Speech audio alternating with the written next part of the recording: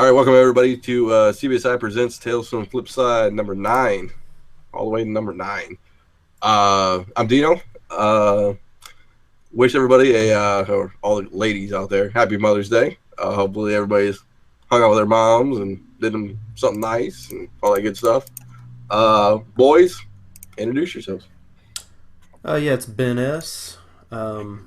And did you know that koi in Chinese means pretty, but in Laotian it means dick? So take that for whatever it's worth. Nice. My turn. Sorry. Come on, Paul. I was trying to verify that translation. Anywho, Pete Up's here, and I finally saw the 2014 blockbuster hit Guardians of the Galaxy Volume 1. What'd you think of it? I liked it. Good. I liked it. It was worth the wait. Cool. Hey, Paul, you want to introduce our new guy to the podcast, a new invitee who's going to be everybody. our We searched far and wide for someone who sounded just like us, and we stumbled upon Brian Wood. So welcome, Brian, and take it, man. Tell us about yourself. Welcome. All right, guys. Hey, thanks for having me. Name's Brian Wood. Been with CBSI for a while now. I'm the guy that makes the weekly picks videos that you guys see a lot of times. Been collecting comics off and on since I was a kid. Of course, I started with the super valuable Archie Double Digest, and then moved my way on to bigger and better comics, of course. Dropped off in the 90s, joined the military. Came back in the 2000s, started collecting comics again. And then I found CBSI, found all these great people. I've been making great friendships online. So, loving comics, loving making videos about comics, love talking about comics. I love talking about toys and video games and all those other things a grown-ass man shouldn't be doing. But hey, I'm a kid at heart. Sweet. And then you do, you got a website too, correct? I do. It's called simplemanscomics.com. I'm actually pretty horrible at keeping up with it. But I bet you're better than Linguini. I don't know about that. Jimmy's pretty good at it. Plus, a lot of times it's redundant information. It's the same videos I make, but I try to keep up with it. And every now and then, it's not so much a speculation website, just more of a mind of a comic collector, or stuff that I find interesting, or stuff that I want to put out there that I think is cool. So some of it's speculation, but then sometimes just random articles like, "Hey, Goldberg's is a kick-ass show. Check it out, and this is why." Stuff like that. That's cool. You sell your books through it too? I used to, but actually I created a shop on the CBSI shop site. So I actually just have it linked over to that. So my store links over to my CBSI shop. Awesome. We did the same thing actually on ours. And I mean, it's doing good. Inigo does an awesome job with it. It's easy to maintain. You get emails when you get orders. You can post your tracking. You can post your the URL to the buyer so they can see when it's coming. And I've had a good time with it. I made some good sales on it so far. Us too. The pictures are really nice too. Inigo did a really good job with the pictures. Like some websites, the pictures are small and you can't see stuff. Like the pictures on the marketplace are really, really good. The pictures, you mean like in Major League Baseball, the pictures? Or Yes. like the pictures? The pictures. so like the things that are like photographs, those things. So like the scans. Yeah, so like the scans. Did you go to Canada this weekend, Dino? I did. What was I going to say? Oh yeah, and I got an email this weekend from the marketplace about our new About You or About Us, about your store page. So if you haven't heard about that, it's probably on Google Plus, but there's a deadline. If you don't fill out your About You page on your marketplace, your store will be hidden from view until you fix that. So heads up. Can I put out the return policy to suck it? You can, but I don't know how that'd work out for buyers. That's funny. And let's introduce a guy who's late. Let's introduce my man John Z. You all expected it to be Matt DeVoe, but no, I was the one with internet problems tonight. But here we are. DeVoe doesn't pay his cable bill. That's what it comes down to. Yeah. Is he trying to share with Mel V? Probably. I don't think they can get an Ethernet line that long from New York to fucking Cali. He's trying to stream off the Sony Wi-Fi. Couldn't connect tonight. I am I was already waiting. We're supposed to be getting fiber optic in our neighborhood. They're digging lines, so God, every day. I hope it gets closer. Through what company? I don't remember off the top of my head. I just saw signs going out and flyers and lines getting painted. Nice. Hopefully, it's a different company. Get some competition. Yeah, it's not Bright House or AT&T. So. Oh, Bright Worst, you mean? I use that Bright Worst. I hate Bright House. I don't like AT&T either, but I moved to WoW. They introduced WoW into my neighborhood. I got WoW with no cable, and I actually got more ups or more downs and more ups for less money than Bright House. So does that make sense? So I have AT&T. It's not that bad. I cannot believe that internet companies for home internet limit your bandwidth. Just ridiculous. Pointless. Do they? Yeah, some do. Yeah. I know AT&T. I heard Comcast used to cap some people. I know Wood might know more of those than I do, but AT&T, Comcast, they all fucking do it. Charter, I think Charter used to send out emails to people back in like the Napster days. Yeah, I have I think a terabyte limit. And it's just, I mean, I don't reach it, but it's just the fact that it's there just makes me want to leave your company. Yeah, I don't blame you. Jesus Christ! Between the dog and the internet, I'm not gonna get anything done tonight. Yeah. You know what we're gonna do? We're gonna GoFundMe for you so we can get some boarding schools or some boarding thing for your dog. Well, we were doing dog training, and now that I'm traveling for work and living out of the house 5 days a week, nobody's training the dog. How much does something like that cost? I was just going to classes, but I don't know like what public it is. School? Yeah. Yeah, I did it. It's my guy wasn't bad. I think the whole class was like 100 and a quarter, but it was like 7 weeks or 8 weeks or 10 weeks or something. We got through like about 5 or 6 weeks, and then I just had to stop going. So now she's crazy. Yeah. And now that the kids are running her wild and things. So on the outline today, we have a very interesting topic. I'm down to one short box, guys. Which is a dream. Yes, it's and Dino makes it sound like a nightmare. It's like, I don't have any books now. No, it's true. So, I mean, it's been a long journey. I guess I started this thing, but when time did I join this? Because Z, you joined before me, I think. Yeah, like right about the same time. I mean, so I think a few months. Is it like 2.5 years for us? 3? Might be pushing 3.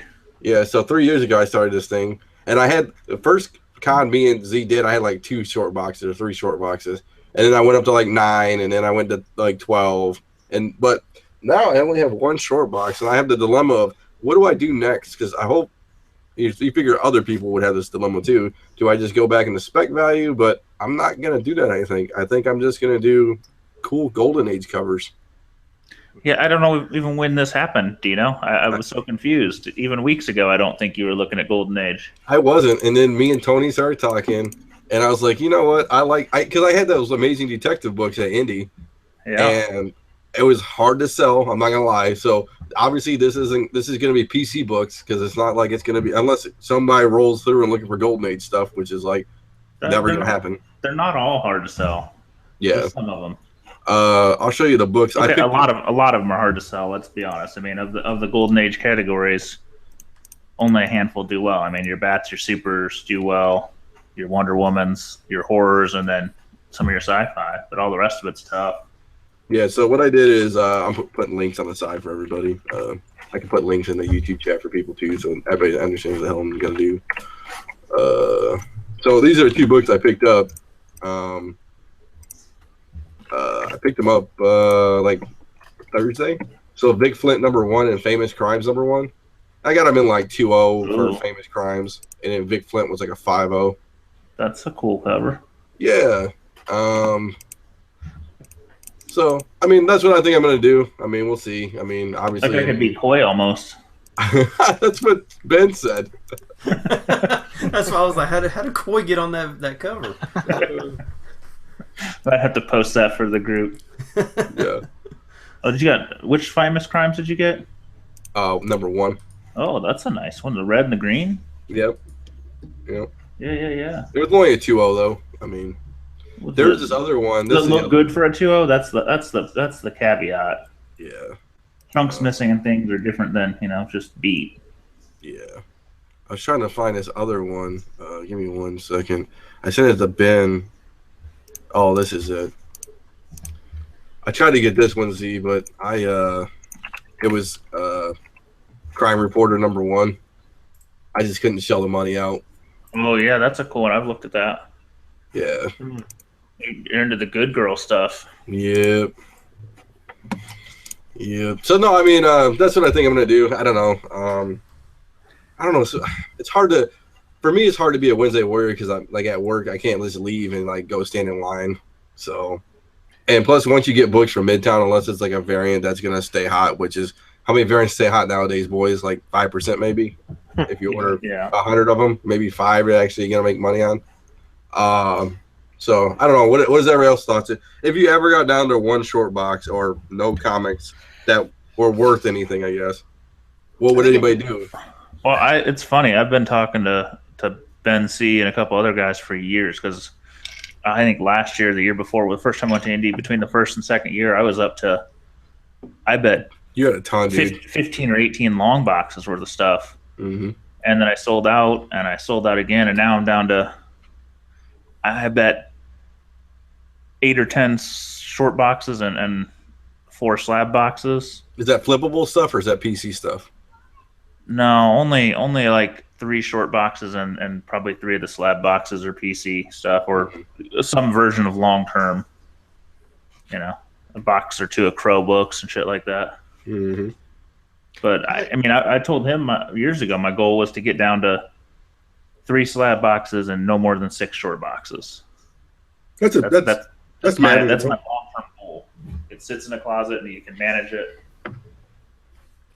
But I still got a ways to go. I got about 4 or 5 short boxes of those like $5 and $10 books that just are a pain in the ass to list that I need to sell. Yeah. But your PC stuff, Z, is like new variants and Golden Age, right?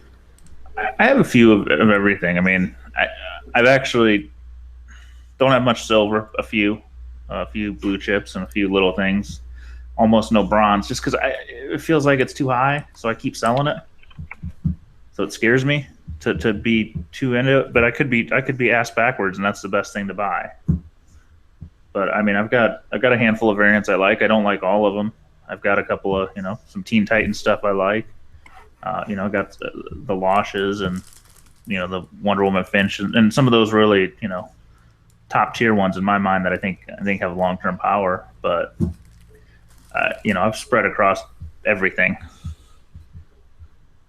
So, but I mean, it's like a stock portfolio. You got a diverse portfolio, so I mean that's not bad. I mean, I've been thinking that way for a couple of years. Is just get a little bit of everything because if it all happens to if things start to crash, it's going to be segments, not the whole thing. Correct. And like there's too much money in the hobby, too many people in it right now. Well, and honestly, like we all talk about silver and golden age. I bet you. That might crash first, but I bet you that has the best staying power. You know what I'm saying? Like, for like value wise, like X-Men number 1. You think that's really gonna go? I mean, it might go down, but is it gonna be worth $1? I don't, not really. No, I think there'll be some ebbs and some flows. I mean, some of it's too high right now. Some of it's just fine, and some of the stuff that's a little inflated will come down. But I don't see like the Silver Age stuff crashing. I see, maybe a 10% correction here and there when things go, or. Maybe God forbid 20%, but it's not going to come down to 0. Yeah, there's too many people like us that would be like, well, hell, I'm buying then. Oh yeah, I could you imagine if it was like the economy in 2008 where just everything hit the fucking shitter? Oh yeah, dude, it'd be buying. I would take out loan. I would probably take out loans to buy shit just to buy shit. Every year I regret why did I not start a few years earlier. Oh, me too. Me too. Ben, what about you, buddy? I know you just picked up a short box, but yeah, all my short box is all variants, but no, that was I was actually a bunch of. But see, when I buy variants though, I won't pay. I mean, I got to get them cheap. So I mean, I'll buy a bunch of them, but they're got to be. I mean, when I'm buying them like at cover price. Yeah, I mean, like the 1 in 25s, the 1 in 50s. I even got some 1 in 100s this week. For cover price. I can't justify myself spending, $700-800 on a variant, but no, I'm pretty much just like you guys. I mean, I finally have bought a decent Golden Age book that's graded, and it's the first one that I've actually spent some decent money on. So What'd you end up buying? I bought Weird Fantasy. It's number 5, but it's actually listed as number 17. The one with the Here, I got it. I got you. yeah. Want me to post that on YouTube? I'll post it on YouTube. Yeah. That's fine. No, I the YouTube link up. Jesus Christ. Yeah, I just I'm running behind today. I mean, it wasn't like humongous, and I'm still contemplating that Crime Suspense Stories number 19. Mm-hmm. 19 or 22? 19, the one where the lady's getting drowned. Oh yeah. Okay. Yeah. Well, since you mentioned it, I mean, here's that one. I know Z was late, but it's okay. Yeah, I mean, I'm kind of like you guys though. I mean, some of these covers are just, when I look at them, I'm just like, that's just an awesome looking cover. But I don't want. Oh, the one with like Jupiter. Yeah. I put it on the link. I put the link on the side of the chat too. Yeah, that's nice. Yeah, I just love the cover, and I was like, you know what? I mean, I'm not gonna buy it. It's not gonna be a 1. I bought a graded one. I mean, it's like a 6.5 or something like that. That's I think good, you just go for eye appeal in the Golden Age, man. That's what I did too. You know what's funny? Before we started on, we were talking about that. I said, I'm just gonna go for books I think are cool, and hopefully I have cool sense that somebody else thinks is cool. I mean, not like I'm gonna unload it, but for big dollars or something. Well, I mean, I think the Golden Age is going to pick up a little bit again, because it's been hot for a while, and I think the last 5 years, everybody's been chasing bronze and silver and spec stuff, and some of these guys like us that have been in it for 3, 4, 5, 6 years again are just starting to get more diverse tastes and more interest in. Well, we've seen all the moderns, and there's new covers, and there's new things. Well, what else is there? I miss. What's funny that allures me to the Golden Age is just the art. You know what I'm saying? It's like, everybody can whip out Spider-Man nowadays, or Venom, or whatever. Whatever you want to, any kind of superhero. Like, it was real talent back in the day. Like. Well, gave the artist word. Covers. I think I posted in a G plus, note or something like that. But a couple weeks ago, I was reading that it was an IDW title. It was like the history of comics or something like that. And I mean, just reading about the whole story about how these guys were jumping companies and trying to find somebody that would just let them draw and stuff like that. The whole story is just super interesting. Yeah. I think if I were in Dino's shoes, I mean, for me, I'd have to complete my Turtles endeavor, which I don't know. I'd have to make a list of what I need, but anywho, if that was done or at least near complete. How far are you away? Roughly, $50, $100. Oh, hell, money wise, I have no idea because the prices are just steadily climbing. I don't know. Probably from having my ideal perfect collection, probably thousands of dollars. Okay. But I mean, just having at least one of everything I'm looking for, I don't know. I'd have to look. I'm discovering new stuff every now and then that I didn't know existed before. But anywho, if the turtle stuff was done and I had everything that I wanted that wasn't released yet, and I was down to 1 or 2 boxes, I don't know. I've contemplated that before tonight, and I just figured maybe I'd just limit myself to 1 or 2 long boxes of stuff that might be hot or might be flippable, or I don't know if I'd Wednesday Warrior it, but like 2 boxes of spec, and then just if those 2 fill up, then that's like your personal limit of if you want more, you got to sell what you have. That way, I wouldn't end up with a corner full of long and short boxes like I have now. Mhm. But I mean, you're in a nice spot, Dino. I think a lot of people envy you. Yeah. No, thank you. And I was saying before we started the podcast, especially because it's not like you lost it all in a fire or a flood. I mean, Well, that's what my insurance person believes. No. right. But if you did a true calculation of what you purchased a book by or your collection or whatever you have so far, including taxes, not calculating inflation, but versus what you sold it for, I think there's very few of us who would be in the black right now overall. But the difference is, I was going to say the difference is you have money in your pocket versus, paperweights in the corner. So yeah, I mean, honestly, I'm one of the few that can say I was probably in the black, to be honest with you.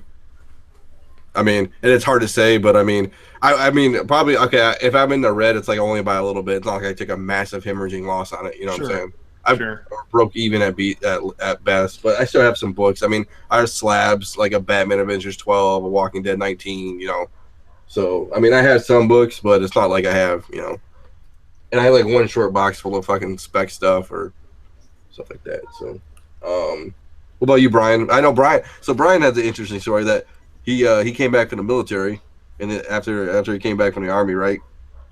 Marine Corps. Marine Corps, and then, don't get him, Jesus. Tony's gonna fucking have my ass. So let's talk about you, because I mean, you kind of did that, right? I mean, you had. I think the Army fucker's the guy that never shows up. Well, that's probably true. Right. So yeah, I mean, most of my collection from before when I was a kid, it wasn't really collecting for investment. I mean, it was being a kid and collecting. Every year they'd have that JCPenney or whatever Christmas catalog, and they always had like a Marvel set or whatever. I mean, at the time, I remember the biggest book that I had bought when it came out was The Killing Joke.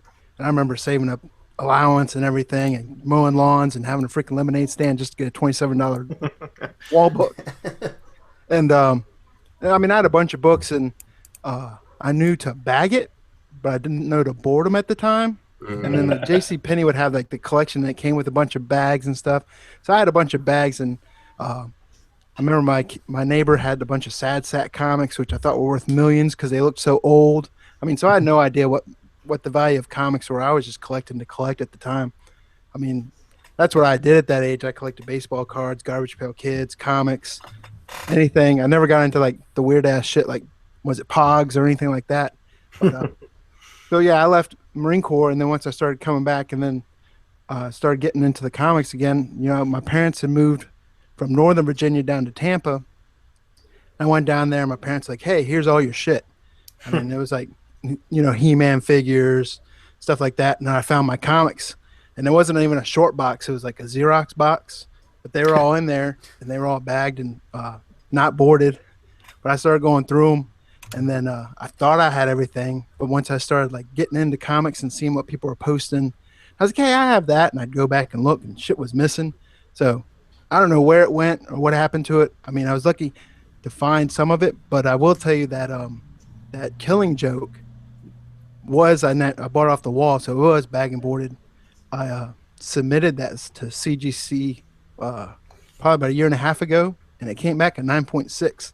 So I was pretty surprised that it lasted that long and was at a 9.6. But what about going forward, do you think?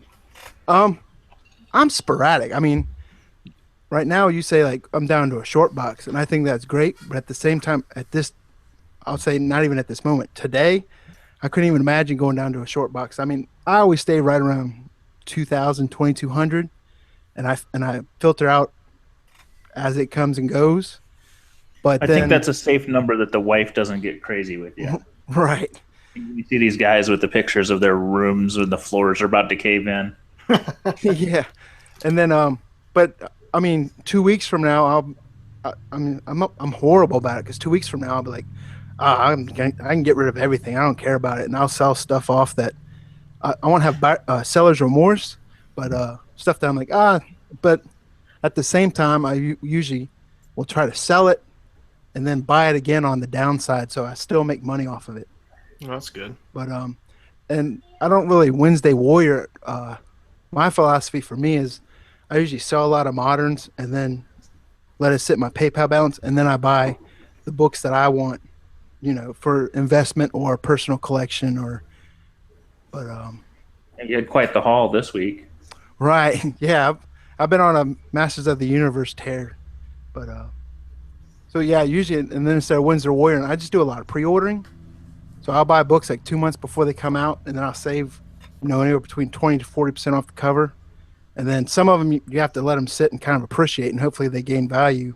And then some of them you can pre-order some of the variants, not for cover price, but still a lot of times get them lower than what you would get like the night of Wednesday. Or you're not Diamond, you're just website ordering, right? Right. Yeah. And a lot of those sites you can pre-order from, you used to be able to get by and get good prices. Some of them are starting to catch on, especially with like good artists. I don't know that any of them are good. I mean, not to say there's none out there, but the big ones, they're already have jumped the shark, I think. Yes. But every now and then you can sneak some through for what I'm saying, like a 1 in 25 for like $10, $12, and a 1 in 50 for like $20. But some of them now, if it's got J. Scott Campbell's name to it, they're selling it for $100. It could be a 1 in 5 or a 1 in 10. They don't care.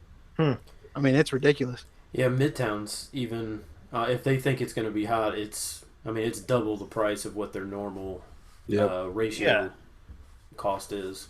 Yeah, they list some books at like $400, and then after it comes out, it drops dramatically. Am I right or wrong? Yeah, no, they put all like they just don't drop it though. Yeah, the one in store, their one per store variants, they list them really high, $200-$300, even though they're only selling for $25. And then other stores key off this and think that it's a $400 book. Right. I mean, those one per stores, I see them sitting lots of places. Yeah, I like the one per stores just because, if they're truly actually one per store, but I wouldn't pay, $50 for them. No, I mean, I remember you used to be able to go to your shop, and a 1 for $25 was usually $8, $10. Now that doesn't happen. There's a few of them out there. Well, there are. That still. But if you don't have one of those, you're kind of hosed. Yeah, you've at least with you traveling a little bit more, you might be able to find. What? I think you cleaned out Louisville. Did you stop someplace? I've been to about 4 shops and 2 half-price books so far. I mean, I'm not going crazy just because Louisville traffic's terrible. Oh, it is bad. It is, So, dude. by the time I get off work at 5 or 5:30, like I'll venture to one shop, but there's not enough time to jump to 3 or 4. And I seem to be on the side of town that's a little less populated with them. Yeah, that Watterson Expressway is just a nightmare. Yeah, and there's definitely some other people down there buying books. I ran into one of them the other day. Oh, did you? I told Dino I ran into the guy from IndieCon that bought his Wonder Woman. Oh, really? Yeah. That's our buddy. He comes by every IndieCon. Was that the guy who was in Toledo? Nope. He's only in Indy. He lives in Louisville. Yeah, he lives in Louisville, but he comes down every Indy. He we didn't throw his name out or anything. He throws down some serious cash, and he always comes and talks to us for 3 or 4 hours. Yeah. And he chatted a bit, and he said he went to C2E2, and it was terrible. Oh, it doesn't surprise me. He said it was like he drove there, the traffic was a nightmare. He had a Trey-like story. He's like, I paid $50 for parking. I paid $40 for some snacks and food in there, and I bought he traded a few books, but nothing crazy. He did finally move that Stan Lee FF1 though. Did he? It was a good book. It was that was a hard move for me. Just because it wasn't. I had to get a CBCS. You have to put money into it to get money out of it, and I don't think you get enough doing the SIG verification and grading just for it to tell you it's a 1.8 or a 2.0 verified SIG. Yeah, yeah. No, I agree. I mean, no, I mean, honestly, I would have. It probably would have been an easier sell than Wonder Woman 98. Just because it's Fantastic Four #1. But yeah, Not. I think you did better off. Just get the cash. no, I agree. I agree 100%. 100%. So I was thinking about it since we talked, but I also wouldn't know where to start if I was down to one comic or one short box, which it sounds like that's kind of where you were at, Dino. I mean, Just no, seeing, that's a good point. That's a good point. I mean, what do I want to just focus on?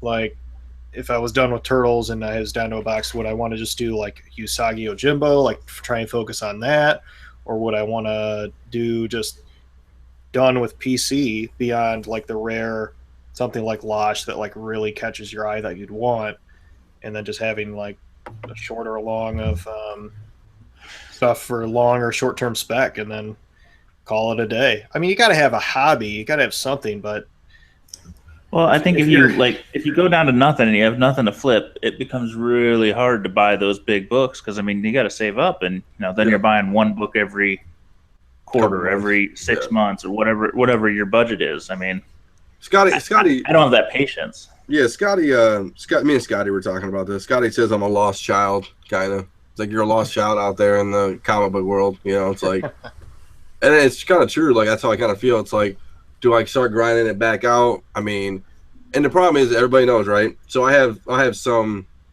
formidable funds. I mean, not like something crazy where I'm going to buy like an AF-15 or something crazy like that. I think that book is just so high, it's not worth it now. Yeah, no, I mean, from a value standpoint. Everybody knows once you spend your money, right, the next day some fucking Craigslist deal or somebody's going to come and say, hey, how about all these books that have monsters in it or something, and you don't have the money. So that's the other,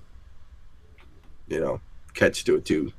Do I go out and start buying big collections and weeding out the big books? And yeah, I don't know. I definitely wouldn't do that, because unless you're able to cherry pick it, you'd end up with 10 long boxes before the end of the year. You're right, dollar books, and then you're right back where you started. It's just a different mindset, and you can make money, but I think there's a lot of people doing that now. Yeah. I mean, there's a lot of people looking for any time a collection pops up on Facebook, Craigslist, wherever. There's a lot of interest. Yeah. I was actually thinking about putting a Craigslist ad up just to see who would want to come cherry pick my stuff that's already labeled. I did. Not that there's much to cherry pick. So I did. So I put an ad up, and I put an ad up like looking for books, right? Like I always do. This dude emails me.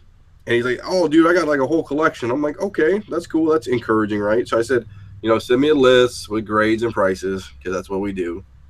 And I go, he goes, how about I just send you pictures? I'm like, okay. So what does he send me? A bunch of dollar books. And he goes, what do you think these are worth? I said, $5. So, yeah, it's interesting on the old life of Craigslist. So, yeah, I don't know if I want to have someone over at my house for that long. I wouldn't want to move them. I'd have to. I mean, I'd lay them out. I'd put the boxes out upstairs, but then, someone up here. How long are they going to be? And I don't know. That's the part that I don't like. I think I'd feel a little lost. I mean, because I feel like, when I got back into it, I had a set amount of money that I got from a car accident. And I said, hey, I told the wife, I was like, hey, I'm going to take this money.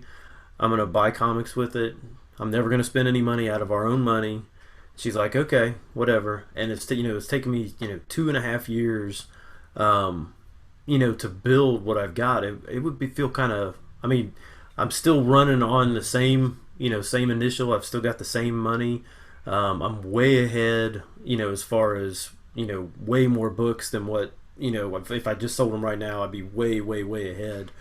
But it would be like, man, it's 2.5 years of work that's now I got to start over. I don't know if I'd want to do that. Yeah, that's kind of where I'm at too. It's like, do I want to put the effort in? It's like, I got all this other stuff going on. It's like, sans the real comic book. So I got the whole comic book company going, right? I got the whole I got work going on. It's like, it's like I got other shit going on now. It's like, yeah. So, I'm becoming Dino Blazarian, one heavy metal dumbbell at a time. So, yeah, that's a good point, Ben. I mean, yeah, it's tough. I don't know. We'll see.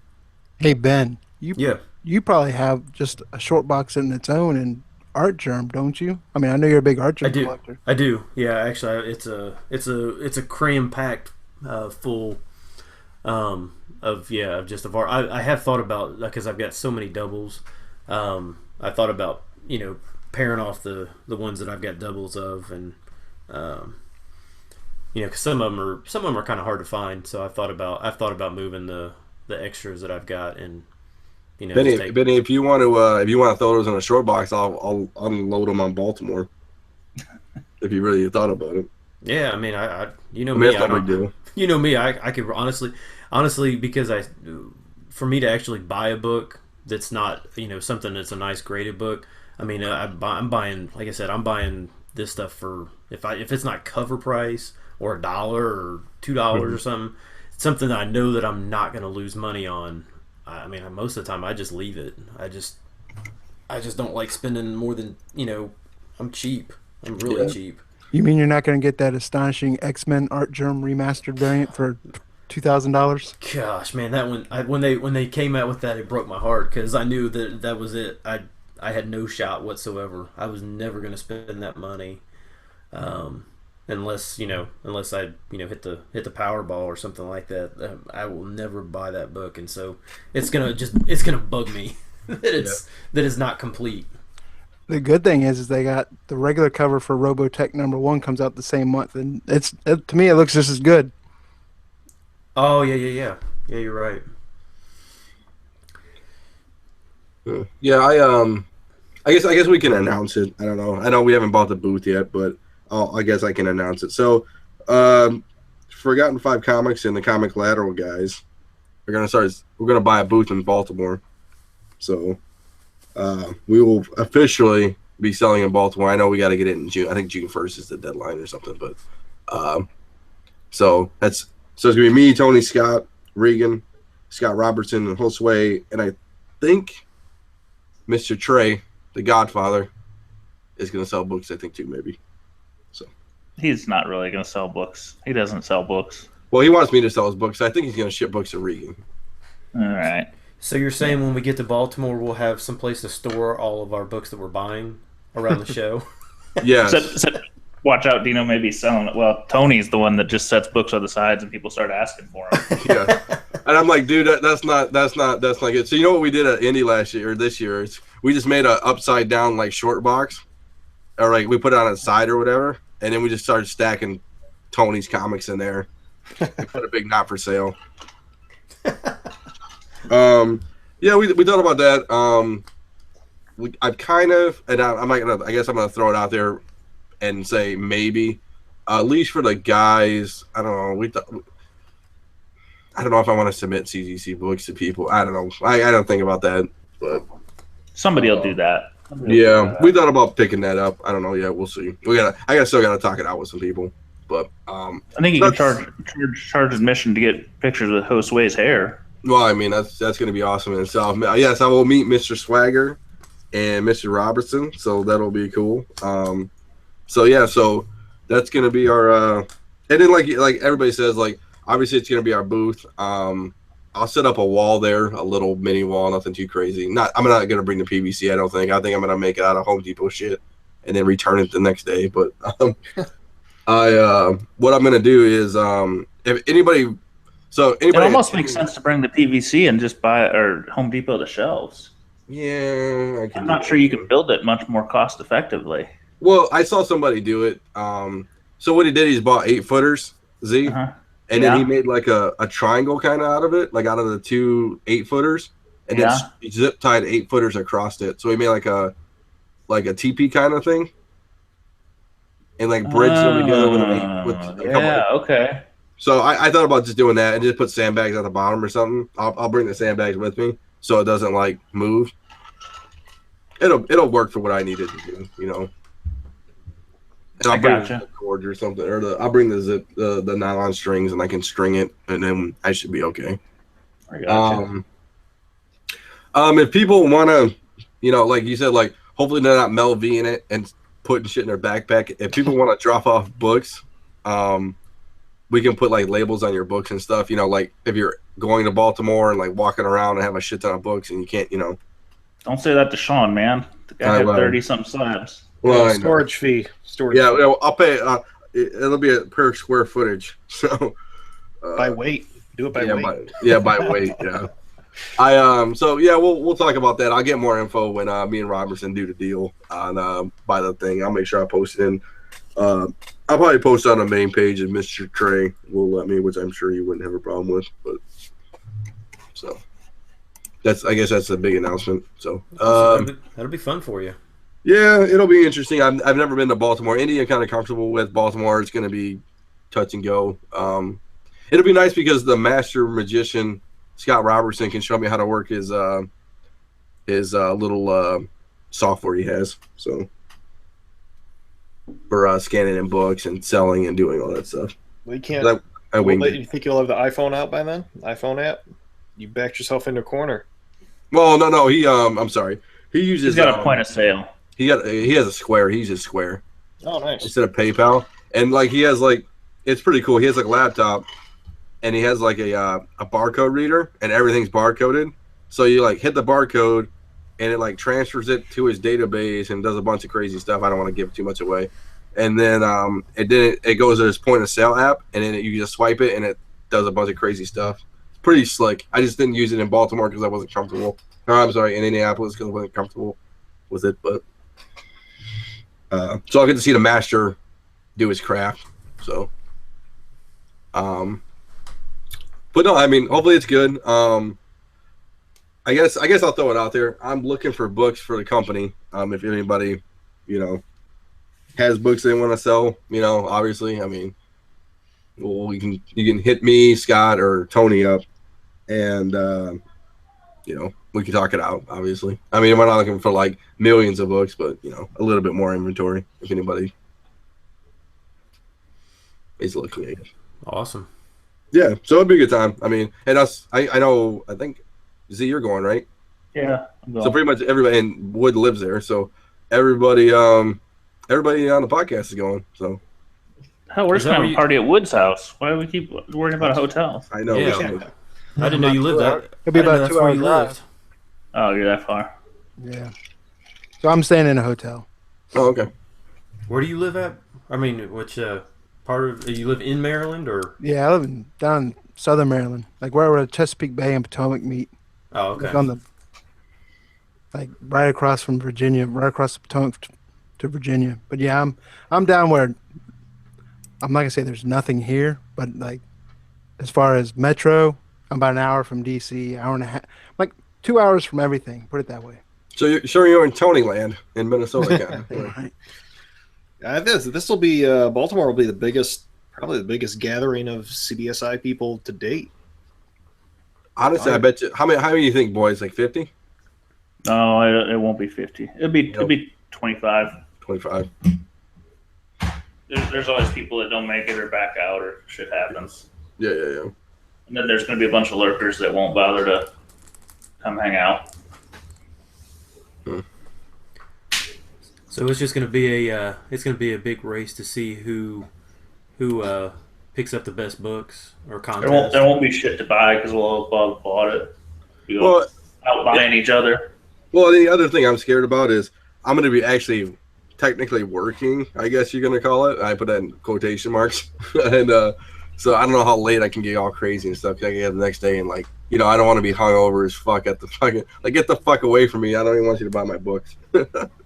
You have a business thing in Baltimore? Oh, sorry. The booth. I'm thinking work. Sorry. Yeah, you and Scott will have to work. Yeah. You and the Scott will work. Josue and Tony will fuck around. Yeah, pretty much. Pretty much. I'm trying to bring Joe Swagger in. Maybe you can get some girls to come to the booth or something. Hire some some car model type people. Maybe. Maybe no. So we'll see. I'm just kind of nervous about that because the shenanigans that Baltimore brings about, is gonna be epic. But I'm kind of glad that we're at a different hotel than the crazy guys. we're all the old fuckers who will be in bed by like 8:30. Well, that's all right. That's where Trey goes. After Z Matt said he's gonna have a GoPro attached to his head the whole night, so you can watch it. A front and back view too, so we can see when the cops first see him. If I don't check in 4 hours, somebody's got to check the feed to find me. Right, ping it. That's funny. Oh god, the UD guys were saying something the other day, and I'm like, oh god, they're gonna bring it up. And that's like a legendary. Go on. That's like a legendary story, man. No, like, but they were saying something, and it was like they were talking about out of the way places, and they're like, well, Z probably fucking walked by it. Not that way. Oh god, I still have no recollection where the fuck I was. That's hilarious. But it was not good places. So, Mr. Wood, I have Exodus Kody problems that we were talking about before. A buddy of yours does. Yes, a buddy of mine does. So my buddy came by and was like, hey, my box isn't working. Why don't you look into it? So his box I grabbed, and it says no streams available, which is kind of concerning because that's a streaming app. And when it says no streams available, that's a problem. Right. You can't watch movies. Yeah. I know all my friends use Exodus. A buddy of mine uses Exodus. So, yeah, I understand the problem you'll have if it's down. But the problem also you want to find out is if it's just that Exodus add-on or if you're having problems with multiple add-ons. Because another one to Exodus is another one called Salts, which is like streaming all the sources. But Exodus also is one thing you want to do is make sure your ISP is not blocking the links. But that's why I'm saying if it's just Exodus and everything else is working, it's obviously not going to be that. One thing you can do also is you can manually go into the add-on through the system preferences and then add-ons and then video add-ons in Kody and then manually update the add-on itself from there. If it's still not working, you can also they have what's called a URL resolver. So you can go in there and you can go into basically reinstall the URL resolver, and it's what goes out there and resolves all the URLs for all the streams that are coming across. So sometimes if that's not working correctly, you're not going to get streams coming through, and it's just going to see it as nothing's there. Correct. And what's funny is I used multiple different ISPs, and they all were getting blocked. So I'm going to say it's probably on the server side of things. Right. So the quickest way around it from what I would do is I would try removing the add-on and reinstalling it, see if that fixes it. And then if that doesn't fix it, worst case scenario is you can try removing Kody and reinstalling Kody. But because sometimes even if you manually go in and update the add-on, it seems like it takes, but it doesn't work. So sometimes I've removed the add-on and then re-added it, and it seemed to work fine. Interesting. I'm and a third option or fourth option is to just chuck it out the window. Right. So. And then Dino or Brian, what for those who may not know, like I'm talking about myself, what exactly is a Kody? So Kody is nothing more than media server software. A lot of people think Kody gives you basically it's a gateway. Everyone thinks Kody is what provides all these streams that you can go out there and watch all these TV shows, movies in the theater, pay-per-view events. But Kody itself is just the media server software that they use, and then they add all these add-ons that we're talking about onto it. Yeah. And those add-ons is what provide all these streams to all these servers. Think of hosting the data. And I guess a better correlation is like back in the 90s, right? Napster came out. So Kody's like Napster. So Kody's just a software like Napster was. Okay. And then think of Exodus as like how you got all the files, like all the music. Right. Just instead of downloading it, you're just streaming it now. Yeah. Now, is there a lot of like viruses and stuff, or is there a big problem with that? you're you're susceptible to it. I mean, I haven't done any research as far as how many people have actually gotten viruses from it, but I'm I guess you could say I'm kind of a hypocrite because I work in cybersecurity, but I stream fine. I mean, I have stuff installed on my network in my house that kind of flags for stuff, but you can't be too restrictive when you're trying to do something. I'm not gonna say it's not legal or illegal, but you kind of risk versus reward, I guess you can say. Or how much risk are you willing to take? But a lot of it also comes with Kody version 17 and Kody version 16. When they switched to 17, which is the latest, a lot of these add-ons switched to encrypted streams, so the traffic coming across back and forth was encrypted. And the old version of Kody at the time didn't support that, so a lot of people were losing all their streams and not getting to watch anything. I think they've done a patch to the old version of Kody that fixes that, but a lot of people just moved on to the newest version, which is like Kody 17.1. And of course, each version, it's kind of like Android where they have their own code name. Like 16 was called Jarvis, and then 17 is called Krypton. So it sounds to me like the Kody developer is definitely a superhero fan, but yeah, who is they? Who's who is it? A community source, and then like somebody does it and it gets passed on to trusted sources to test, and then it goes out to the public, or right? They do. Knows? You can go to Kody.tv is the website, and there's a whole bunch of information there. And they also had a couple Kody developers that broke off, and they created a similar same thing as Kody called was it SPMB or SPMC, which is just like Kody. And a lot of people will load both of those on, and then they'll load different builds on each one, because some people will just load Kody and then a bunch of separate add-ons. Where what I do is I use Kody, and then I use what they call like programs or wizards, and it's a single build that loads all these different add-ons at one shot, and then it has a separate skin for it. So it's basically like Netflix with the different tabs. You have one tab for TV shows, one tab for movies, one tab for sports, and then in each of those tabs you have sub-tabs for those actual add-ons. So if you go movies, one of those add-on the tabs will be Exodus, and then a bunch of other different add-ons that do and they're all very similar. It's just usually one time you go to one, like, oh, it's not working there. You have other options to check. Correct. And basically, and for Wood, so back in the day, my buddies used to do it. He used to be able, he has to go to like 3 or 4 different spots to download it and try to get a good copy and stuff like that. So that just eliminates all that. And it's like few people could do that because, then you're taking up space. And, back in the day, how long would it take, like a couple hours to download a movie or whatever? Right. So, and then you had to have space. But yeah, I mean, now at least you don't have to download it, you're just streaming it. Now, I do know that you'll see articles. I don't follow it all the time, but you'll see articles from Facebook groups. There's a lot of Kody Facebook groups. There's actually Kody Google Plus communities, but it seems like over in like the UK, they're starting to crack down on Kody users and blocking a lot of the streams. So, and one thing I've noticed is a lot of times streams go down, new ones pop up. Correct. I mean, it's kind of, I guess it'd be due diligence to see what the ramifications of being an actual streamer versus a hoster would be. But as of right now, I just watch all my shit.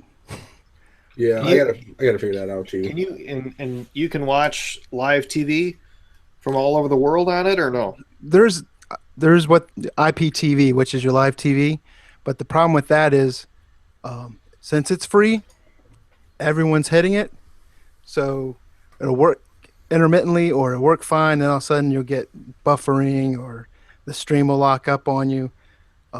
That's why a lot of people will use paid IPTV subscriptions, and they're on dedicated servers, and you're paying, I mean, it's a lot less than your direct TV and all these other places. I mean, you'll pay $10 a month and you'll get everything, all these channels, HBO, Cinemax, all those. You'll even get NFL Sunday Ticket, UFC pay-per-view. I mean, it's everything. And they all have different ways of charging for it. Some use Bitcoin, some use Swipe, Some use Swipe being, your credit card. Some use Circle, and there's a whole bunch of different providers out there that do it. Because I know ones like Vader Streams is a popular one. I had one for a while and I dropped it because I started using Sling, just because I was like, what the heck? That was one of those things where I'm a Florida State fan. Florida State was playing. My IPTV subscription dropped. I wanted to watch the game, so I just signed up for Sling, and I've kind of kept it. Yeah, my wife and I did Sling, just their $20 a month thing, and over the course of using it, basically it's just HD TV all the time. But I talked to my wife. I'm like, well, why don't we just cancel it? Because I never use it. I mean, rarely for The Walking Dead. I'll just catch it the next day on a different source that I have. But and she didn't want to do that because I guess the app doesn't have the live HD TV, and like the replay for their shows isn't as wide of a variety. But I mean, for $20 a month, I like it. Right. They've added a bunch of stuff to Sling. I mean, they've added a bunch of those on-demand type. But yeah, that's what I wasn't sure of for Kody. If you actually did it, you took the time to jailbreak whatever your device is, if it could replace that, or if it's just not worth it because of the ease. Whatever you do, don't buy. You'll see people all the times on eBay. Oh Craigslist, yeah, that's a great point. Yes, selling they call it jailbroke fire sticks. I mean, save yourself the money. You can look on YouTube. You can look on, heck, I mean, if anything, I'll create a freaking ebook and throw it up there at some point. But search YouTube. I mean, one thing misconception is you're not jailbreaking shit, because all you're doing is sideloading an app. If you're jailbreaking or rooting, you're basically bypassing the security to get root access to the device, and you're not doing that with this. All you're doing is sideloading an app onto the device that wouldn't normally be there unless you have an actual Android device, because Kody's in the freaking Google Play Store. But well, my first point was, isn't Fire Stick the worst device that you could put Kody on? Well, not maybe the worst. It's the lowest. It's the slowest. Yeah, the slowest. Sorry, I thought I was on mute. I was looking at Dino. I got anywho. Yeah, it's the slowest device, but it's the one that everyone is right, using. Because it's more economical. I mean, $30 you get a Fire Stick, right? Yeah. But the problem with it is and when I say slow, it's not the video that's slow. It's the buffering. Yeah, the user interface to get to stuff. Mm-hmm. I mean, you're sitting there waiting. I mean, just the standard. I'm not even talking Kody. If you're using, Amazon Fire Stick, it's just like Roku, Apple TV. It's got a bunch of different apps on there. And you're waiting for the home screen to load, and then you're trying to go down to my apps or my whatever, and you're like, oh my goodness. And then even without Kody, the Fire Stick's slow. But right. I was gonna say we got a Roku something. It was a Roku box. It was one of their newer ones, but it was actually through Sling. They had a promo on Facebook, and and we have had it at that point for a couple months, I think. And someone commented on there, well, hey, I just signed up for Sling recently. Can I still get this deal? And the company commented, and they said, yeah, go ahead, just shoot us a message. So I sent them a message, and basically all I had to do was cancel my Sling subscription and then re-sign right back up as a new member. And then a few weeks later, the Roku box showed up, so we'll just put that in the basement for kids and parties and stuff. So right, keep an eye out for that. I kind of don't like. I don't like the Roku. The only reason I hate the Roku is the batteries on the remote. They're like finicky, man. Yeah, it was free though. I mean, that's the only reason I got it. We actually used to have Roku, and it was just the ones we had. I think it was maybe we were running the VGA cable or something. I don't know if it had a HDMI port, but it was just too slow. Mm-hmm. But we'll see how this one is. Yeah, I've had them all. I mean, I've had not the new generation Roku, but I had the second and third generation Roku. Then I had the last, not the new generation Apple TV, but the one before that. and I've have 3 Amazon Fire TV boxes and 1 Fire Stick in my 3-year-old's room, and then I have the Cadillac of them all. I have an NVIDIA Shield down in my basement, which is like my TV. Yeah, I've heard great things about. I got the Pi, or my buddy has a Pi. Yeah, and those work great. But I mean, and then like I said, the Fire Stick's economical and it's quick and easy access. And if someone is, I mean, you can say if that's all you're used to and aren't used to like a Fire TV is leaps and bounds above a Fire Stick, but it's $80-$90, especially if you have Amazon Prime. They have those Prime days like once a year or twice a year, and they'll put those Fire Sticks and those Fire TVs on like a huge markdown. You can, but they caught on to people that were buying those Fire Sticks and selling them. So a lot of people had Fire Sticks, and then like they turned them on one day and they were all like not shut off, but the accounts were deleted because the person that bought them bought a bunch of them and they caught on to it. So what's the workaround? Do you have to? Oh, because they sold it or they already had Kody on it, right? I mean, the Kody will still be on there. Most of them will be logged into their own Amazon account. I would hope if you're buying one, you're not using that person's account, or that person that sold it to you deleted their account. Yeah. But I know a lot of people had their Amazon accounts locked because they bought like a whole bunch of Fire Sticks to sell. Yeah, the Fire TV is a good medium in my opinion. I don't have much experience with the Roku, except I just know modern experience. So that once I switched from the Roku, I think, to the Fire Stick, and then I got a couple Fire TVs. I like it a lot. And there's other alternatives like Plex. Plex is another service, right? Wood, right? Use Plex. Yeah, Plex is nice. I like it. I use Plex. I think. I don't want to put him on the spot, but I think Trey uses Plex. Oh yeah, fuck him. No. But hey, what's his address while we're at it? Yeah. Before Kody, I have basically they call it a network attached storage. I have like 12 terabytes on that thing. It's basically a huge file server. And like you were mentioning Napster, before, when you would have to download the torrents of the movies. So that would store them on that, and then I would stream it to my devices through Plex. And then like whenever my military friends, or even both my brothers are in the military, whenever they'd get ready to go on deployment, they'd mail me an external drive in the mail, and then I would just load it up with movies and send it back to them. And they would go sit there and watch, and have Plex on my laptop and sit there and watch out in the suck and watch a bunch of movies and shit. That's awesome. Yeah. Plex is what I have. I have a buddy's login, and just new movies and TV shows just appear, and it's up there. But you can also get books and right graphic novels and stuff through torrents and things if you desire. Yeah. But use a VPN. And we're not advocating any of the piracy. No, not at all. We're just using this as info. We're just talking about our friends. Yes. Yeah, these are things that happen in the world. Yes. That may be happening in your own neighborhood. I'm staying out of this conversation because I can barely get internet to work. So. Yeah, Ben, any questions from you, because it's a little bit outside of your realm? Oh, it is. No, I was just listening. Yeah, I know. Any questions based on everything we threw at you? Quick, define NAS.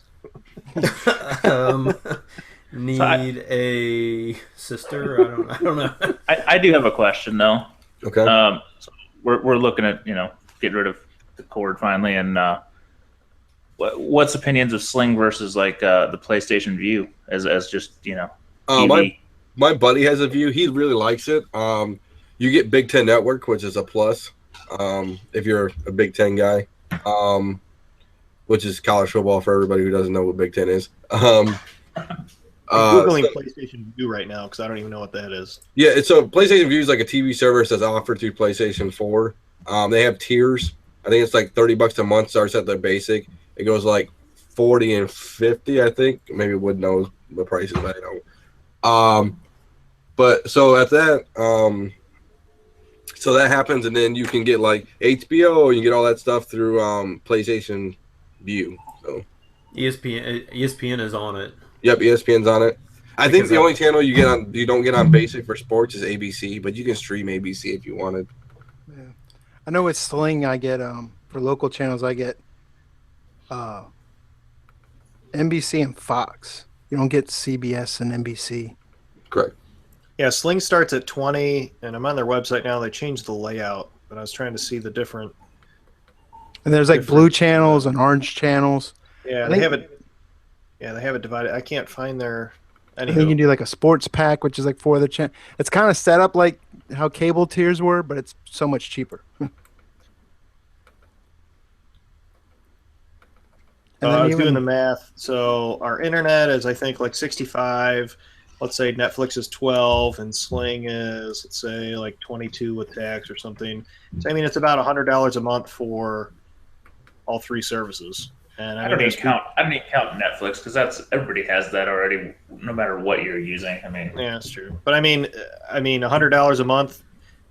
That's what people pay for just their cable package, if not more. Yeah, I was spending 181 a month on DirecTV. That's insane. Yeah, I mean, I can get by with this, $99 a month for all 3 of those services, but I don't know. It'd be too much for me. I think. I mean, some people may or may not know, but I mean, ESPN just had like a whole bunch of layoffs, and I think there's going to be. I think they're going to start because they pretty much control the cable packages as it is, and I think that they're feeling the crunch, and I think they're going to start. You're going to be able to start finding ESPN a lot easier on some of these streaming things and stuff like that.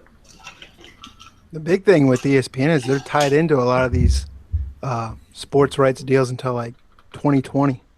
Correct. So, I mean, once they renegotiate, yeah, you'll see a lot of changes. But that's why you're seeing a lot of freaking, where they lay off 100 people past week or 2. Yeah, at least. Yeah.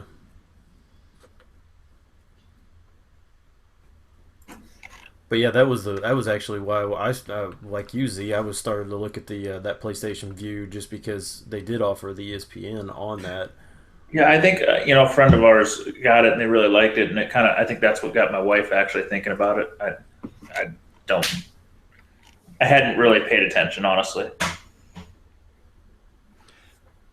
Sling will let you use it for a week, and then you can like a free trial. I'm not sure. I mean, I know about the View, but I haven't messed with PlayStation View. Not that my buddy likes it. Yeah, my buddy likes it. He messes around with it. He's the one who kind of talked about it. I almost got it, but I've been off. Is this a different buddy? Yes, a different buddy. Yes. No, seriously, it is a different buddy. I don't have View. He told me about it. He was like, yeah, it's for $30 a month, and you have most of your cable channels that I guess guys and some gals like. I think the thing was in Indianapolis they have they had more of the local channels available, so that was convenient. Yeah, I did hear that like some of the bigger cities you can get the local channels right there on the View. Which helps. You can also just get an HD antenna and get your local channels. Yeah, that's what I was just gonna say. But if you can get them, it's really sad and embarrassing. It's about the only local channel I watch is freaking CW. So, yeah, if I could get local channels through an app like View, that'd be nice because signal isn't always reliable with the antennas. Right. To make it'd make it more stable. That's a good selling point. Correct. And like if you want to go up, it's only $10 a month. It's not like, you're going from $100 to, $200 to go up, Yeah, Sling, what does Sling do? They do so it's basically 20 versus 30, and you're just picking, is the channel variations worth it? Yeah. Yeah, Sling does 30 channels for $20, 45 channels for 25, or 50 channels for 40. Yeah. But depends it's a la carte kind of thing, so you can between those 3 options figure out what you want to watch. Sadly, I think what I need the most is cartoon channels for the damn kids. I was gonna say I watch either college football or Teen Titans Go. Exactly. And there's one cartoon that I like to watch and my kids will watch, so I'm like, cool. Honestly, Netflix is getting really good for kids cartoons because that's half the original series now are cartoons. Mm-hmm. Yeah, I just hate how. I mean, that's the way the business world works, but I hate how their contracts always turn over, and this is everything leaving this month, and Yeah. this is everything, and then they only have seasons 9 through 11, and then they skip 12, and then have season 13 of Law and Order or whatever else. Just that's the only drawback for Netflix, in my opinion. Right, and they drop series after a while. Like you get used to watching something and go back to watch it later, and you're like, crap. Mm-hmm. If only you had a friend who had Kody at that point. Well, anything old I've already watched. If I wanted to watch it, I've already watched it. So, other than The Wire, but I don't think I can watch that till after Baltimore. So, You didn't watch The Wire? no, I haven't watched The Wire. It was like the one I missed. Good. So good. But I don't think I watched till after Baltimore. I'll be scared to get drunk again. I think I'm on season 3. It's a really good show. But I don't know. Like I said, the Netflix is getting really good for cartoons, even. I can't believe they didn't bring Young Justice back, man, for Netflix. Well, I think that was the aim, but I think they decided they wanted to do their own network, man. Yeah. I'm kind of interested to see what they do. Yeah. What kind of programming are you putting on there? Is Scott out for sure tonight, or was he coming late? He said he was going to be late, maybe, but as it looks like, I highly doubt he's going out. So. Mom's first today, or wives, both, whatever. I think Matt's looking for that AOL disc he had laying around the house. Oh, Nice. Don't fuck up Mother's Day, or you're just in trouble. Yeah, hell, heck, we all got to be here. That's a plus. What did so let's since Mother's Day, what did everybody get their mom or significant other for Mother's Day? I guess I'll start off. I got my mom a Ciroc Berry bottle, and so I got her that and a card and some Ghirardelli chocolates. Nice. Yeah. I got my wife some flowers and a card that I haven't given her yet because I haven't written in it. And We want to finish that up soon. and we built one of those swing set backyard things today from Toys R Us, which is one way to test your love for friends and family. Dude, it sucks. I saw your picture. Mine had like a slide and a whole bunch of other shit I had to do too, man. Oh yeah, ours had 2 slides. Yeah, it It had a rock wall. It had a kitchen better than my own kitchen in my house. I'm like, where's the granite at, man? Where are we gonna install the granite in this thing? Like, so the screws had square heads in them. Like, why? What the hell? Yes. And then we were a good 3 hours into the project, and my wife's uncle lives next door because we rent from him, and he has like 2 of everything. So we were using his power drill, and he had like the square bit and all that stuff. So we were a good 2.5 hours into the project, and we find in the nuts and bolts that they gave us a bit. So we could have been using 2 drills the whole time. And just, of course, Paul's problems, I put shit on backwards, and we had to rebuild part of it, and it was just. Don't feel bad. We did the same thing. Oh, Jesus. The instructions are terrible. Is it like IKEA instructions? Yeah, translated from China where these things are made. Just, oh man. I mean, we did that for my wife, and so I mean, it was a good time. We got to hang out, and her mom and her dad were here to help us, and her uncle, like I said, and so it's not 100% done, but definitely a lot of help from family, which was nice, and our daughter loves it, of course. So it was a good investment, probably a 10-year investment. We'll see. You should invest in a set of like security bits. It just makes life easier because whatever they throw at you, then you have it. Yeah, I did it. I think who does it? Where did I get mine from? What's not DeWalt? Not DeWalt. What's the other? I don't know. I found a nice set at Ace that was reasonably cheap. Someone, I mean, someone in China is just laughing each time one of these goes out the door because randomly throughout the project they'll just switch drill bits on you. You're like, God damn it! But anywho, it's a good time. Well, I'll tell you what, those star bits, they work better than all the other stuff. Yeah. They don't like fall out like everything else. It wasn't Crash, man. It was Makita? No. God damn it! It's gonna bother me. It's not Home Depot. It's not. God damn it! I'm gonna look this up. You said Pro Series. You said it wasn't DeWalt. It wasn't DeWalt. It's like whoever makes Black and Decker grills and stuff. Is it Ryobi? No, it's not Ryobi. What color? It was blue. I know Ryobi's green, but it was blue. Blue is. I thought blue was Makita. Is that what it is? Oh, sets. Is it Stanley? Or Was it No, Stanley's yellow. Yeah. Yeah, Or no, I don't know. Blue Stanley. I of course don't be able to fucking find it. Riveting topics. I know. Drill bits. Drill bits. No, maybe it was. Maybe it was Ryobi. Hey, we're here to inform you on random ass shit. Yeah, maybe it was Ryobi in the blue set, but I got like a nice set. It has like drills and all the heads and everything. It was like and it comes in like almost like a briefcase, like plastic case kind of thing. Cobalt like blue. Is it cobalt? Maybe it was cobalt. That's what it is. Oh yeah. That's the Jimmy Johnson tools or whatever, right? Hey, Jimmy Johnson's a good racer. Okay. What'd you guys do for your ladies? I took the kids all day, which is pretty much our standard is Mother's Day, Father's Day. You try and give the other one the day off. Leave me alone. So the pinnacle of that was taking them to get summer shoes or flip flops or whatever, because apparently she has decided that shoe shopping for the children is the 7th level of hell.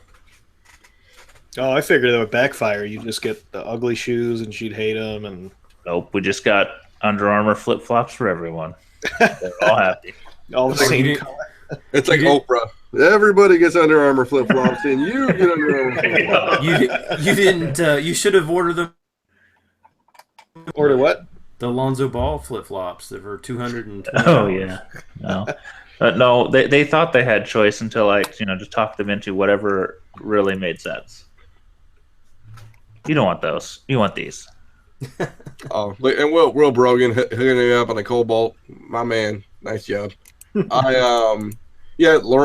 I hope that ball kid, dude. I hope he makes it in spite of his dad, because that dude can ball, but his dad's a fuck. I don't think he's gonna. I just don't. His shot is so ugly, and I just think he is so skinny, and he got schooled against. Sean Marion's shot was fucking awful, and he made it in fucking like 20 years in a pro. Yeah, what was that? The guy from Kentucky that just lit him up. DeAndre Fox or whatever. Yeah. Oh my gosh, I don't know. Tony was asking in the chat. He got caught up in our Cobalt in our drill bit talk. He was asking what service streams Teen Titans. Sling has it live. They have Cartoon Network, but I don't know what has it archived. I don't know. I think honestly, I know. I know think you can buy it on Amazon, but I've never seen it. I think Kody has it too. Right. That depends also if you're talking Teen Titans, like the old school, more Teen Titans cartoon, or Teen Titans Go, or Young also Justice. Young Justice. Yeah. Speaking of old shows, my wife, I got her. I think it's all seven seasons of Are You Afraid of the Dark? It was a nice throwback. No silence. Anyone remember that show? No, I remember it. And the one that creeped me out. I'm thinking the one that creeped me out. It was the one that was like the doll dude. Yeah. Tony asking for a friend. Everybody's asking for a friend. What was that? Are You Afraid of the Dark, dude? Let me figure out which one that was. Where they Midnight Society, they throw that dust in the fire and it grows a big cloud, and then they go into the story. Yes. On Nickelodeon. Yes, and the one that scared me the worst when I was a little kid. Which one was it? It was the mannequin doll one. Yeah, remember that one? Fucking creepy.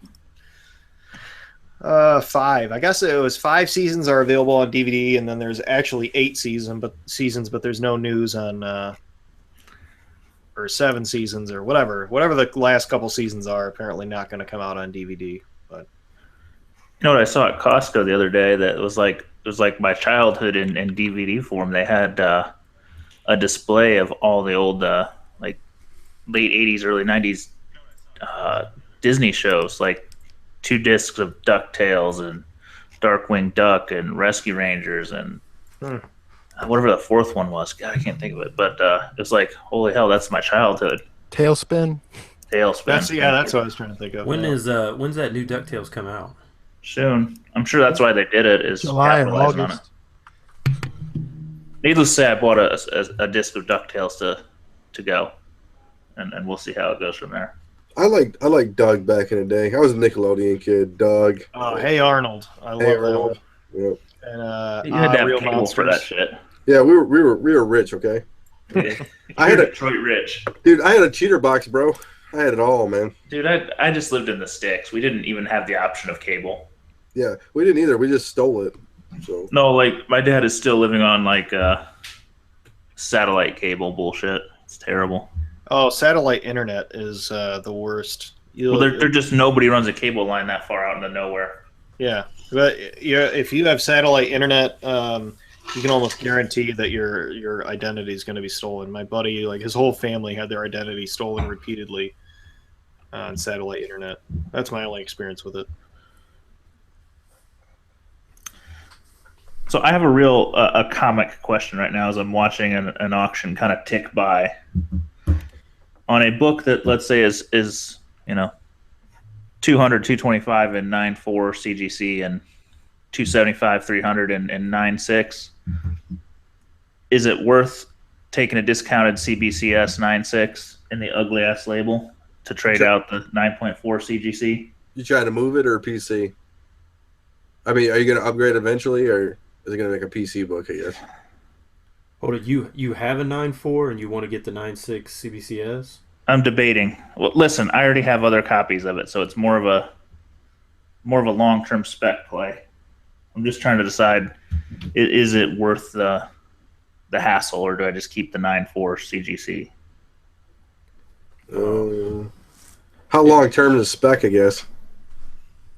I don't know, year or two.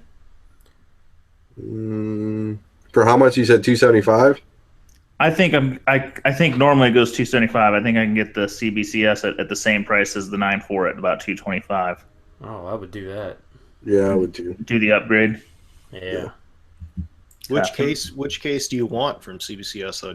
You don't care, just their new one versus the. It doesn't really matter. I mean, at some point it'll get sold. And a reholder. Adam on the chat said a reholder's $10 if you want the new label. A reholder really never is $10 though. Well, I know. I mean, that's shipping. I will say, because I had a couple reholder through CBCS when they were running that, they had that 20% off sale or whatever a few months ago, Yeah. and they'll hold stuff and they will hold the stuff, unlike CGC. So you can send them in with an order and they'll hold them. I think it's more the difference between CGC and CBCS resale on this one. I just don't know if it's going to matter the label or not. Does CBCS ship your reholders separate, or does Nope. CGC not do that anymore? Wasn't that their thing? CGC won't do ships it. everything separate. Yeah. But CBCS doesn't. No, they'll combine it. So in a chat, Ultra Maximus asked, "What's a 9.8 go for? Whatever book you're looking for." Or is that like going to give it away? I don't know, a little under $1,000. Ooh, damn. Probably closer to 750, 800. Okay. It's like not a PC book per se. It's just a Yeah, debating and value buy. Yeah, I mean, I still, even if you can get the 9.6 for the 9.4 price, I don't see that you're ever gonna lose. I mean, what's the worst? I mean, worst case scenario, if you think, at some point, the CGCs are selling for, $75, $80 more than the CBCS. I mean, you could always crack it and send it to CGC if you really wanted to. That's true. It's probably a safe bet on a 9.6 then. Is it a modern book or is it like a Modernish, yeah. So I mean, you're getting a better grade from CBCS technically, or a harder grade. So you really know it's a 9. Yeah, it's probably true. All right, we may go for it. My man. I'm still amazed, though. I mean, Philip Chung sent me something the other day and said something about or it was some book that it was a big price difference between CBCS and CGC. I mean, it's like $125 difference, and I can't quite figure out. I mean, why you would pay $125 more for that CGC label? I just can't. I don't understand. I don't know if it's perceived value. I think sometimes it's just a search criteria, not as many eyes on it, randomness. Some auctions go high, low. Dino knows it. You can sell your point with data you find. Either way you want to go on it. Yep. You can say there's no difference. You can say there's a huge difference. You can say they're gaining. Just pick the right points of data. Yeah, I mean, and like you said, I mean, is CBCS going to come back up? Is it going to go back down? That whole debate, CGC, king when it comes to revalue. But I mean, like you said, if it's a long-term spec, I mean, it's like a gamble. It's how much risk? I don't think for $275, especially if you sell your 9.4 now, are you going to keep your 9.4 or just keep that? I might sell the 9.4. I've got other stuff. I think it's pretty minimal risk, because I mean, what is going to cost you? Like, it's going to cost you nothing if you sell your 9.4. Yeah, I'll razz the other one. Yeah.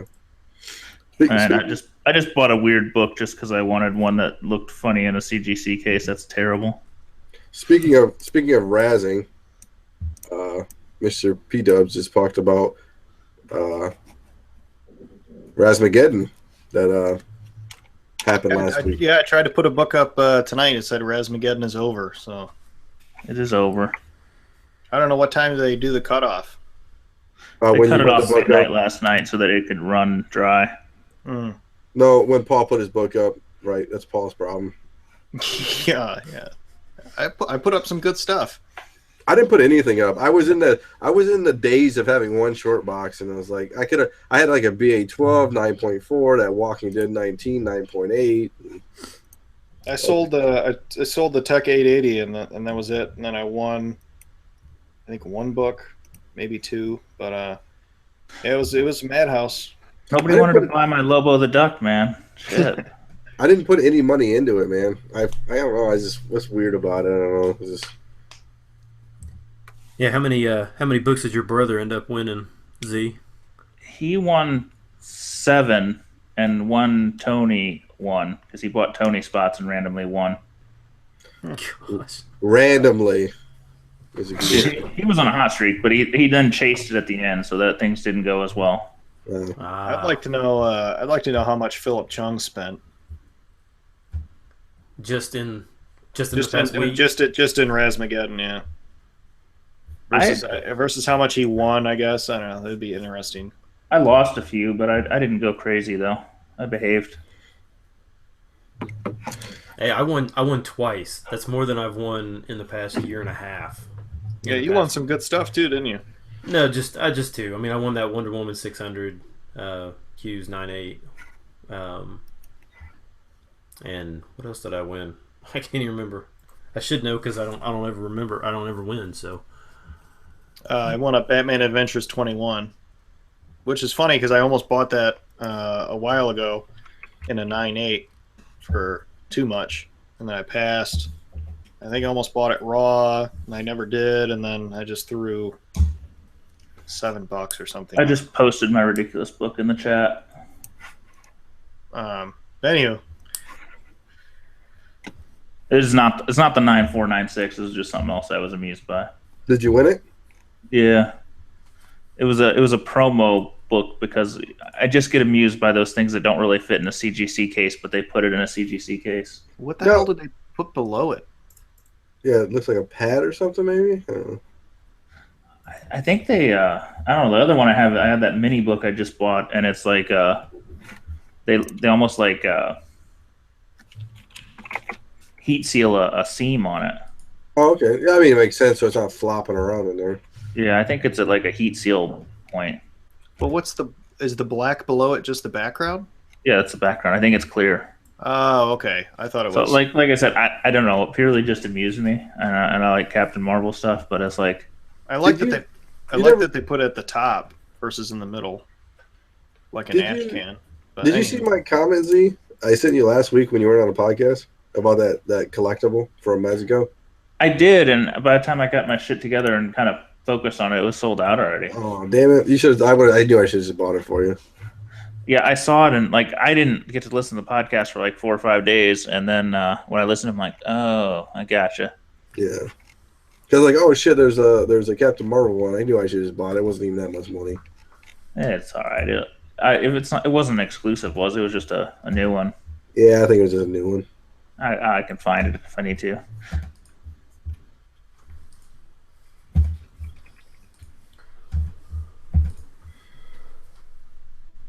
So, what are we gonna bring back? We had a request to bring back our trade paperback reviews. Yes, I guess I'll talk about that. So I was talking to who was I talking to? I saw the comment. I forget. Tommy South of Mavong. He listens on his I guess I can talk about it. He lives in Nashville and he's an Uber driver or Lyft driver. And he listens to our podcast when he's driving around picking up people. So Nice. Awesome. yeah, good stuff. So me and him were chatting because I have a giant size X-Men #1. He said that's his Grail book. And I said I had it, and he hit me up, and he was looking about that. But then we started talking about he liked the trade paperback reviews that we used to do. So he said he would like to see that come back. So I kind of hit the guys up, and we kind of talked about that. So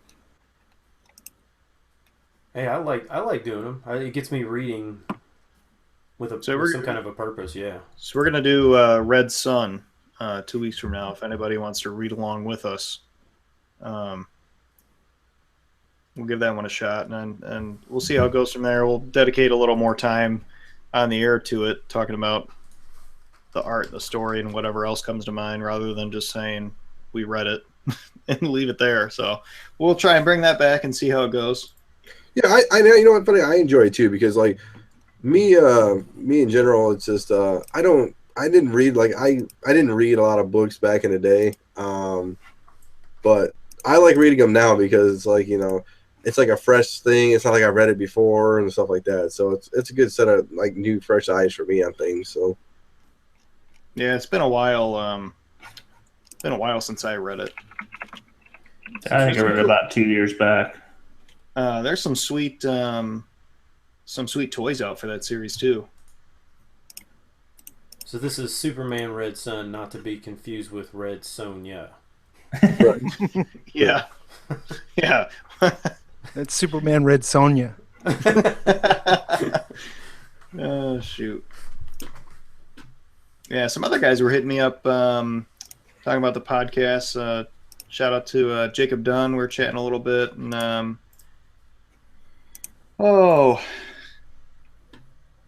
think that was it. Sorry if I'm forgetting other people. Maybe I should make a list. Put you in my Paul's Problems notebook at the back or something. Oh, they don't want to be in that notebook. The shout out list. Oh. I do got to give a shout out to Mel though, because I was at there's some local place called Balance, and randomly our boss said that lunch was on the company, so a coworker of mine went there, and it's like a healthier version of Chipotle. But anywho, one of my subs or sandwiches or whatever the hell I got had kale in it, and so it's just not that bad. So shout out to Mel for kale. Maybe I'll try it again. I like spinach over kale, but it's just me. So I want to thank Ben too, because when Tony hit me up, he was in my invites, Ben.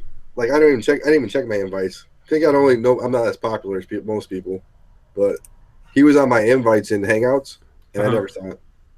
Oh, I'm telling you that is that was so. I saw that so many times. People were sending me Hangouts like, "Hey, can you?" I sent a Hangout and this guy's not responding.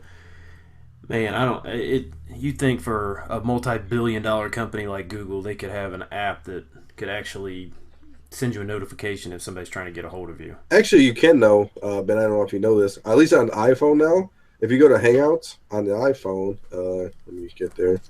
When you go to invites or invitations in Hangouts, and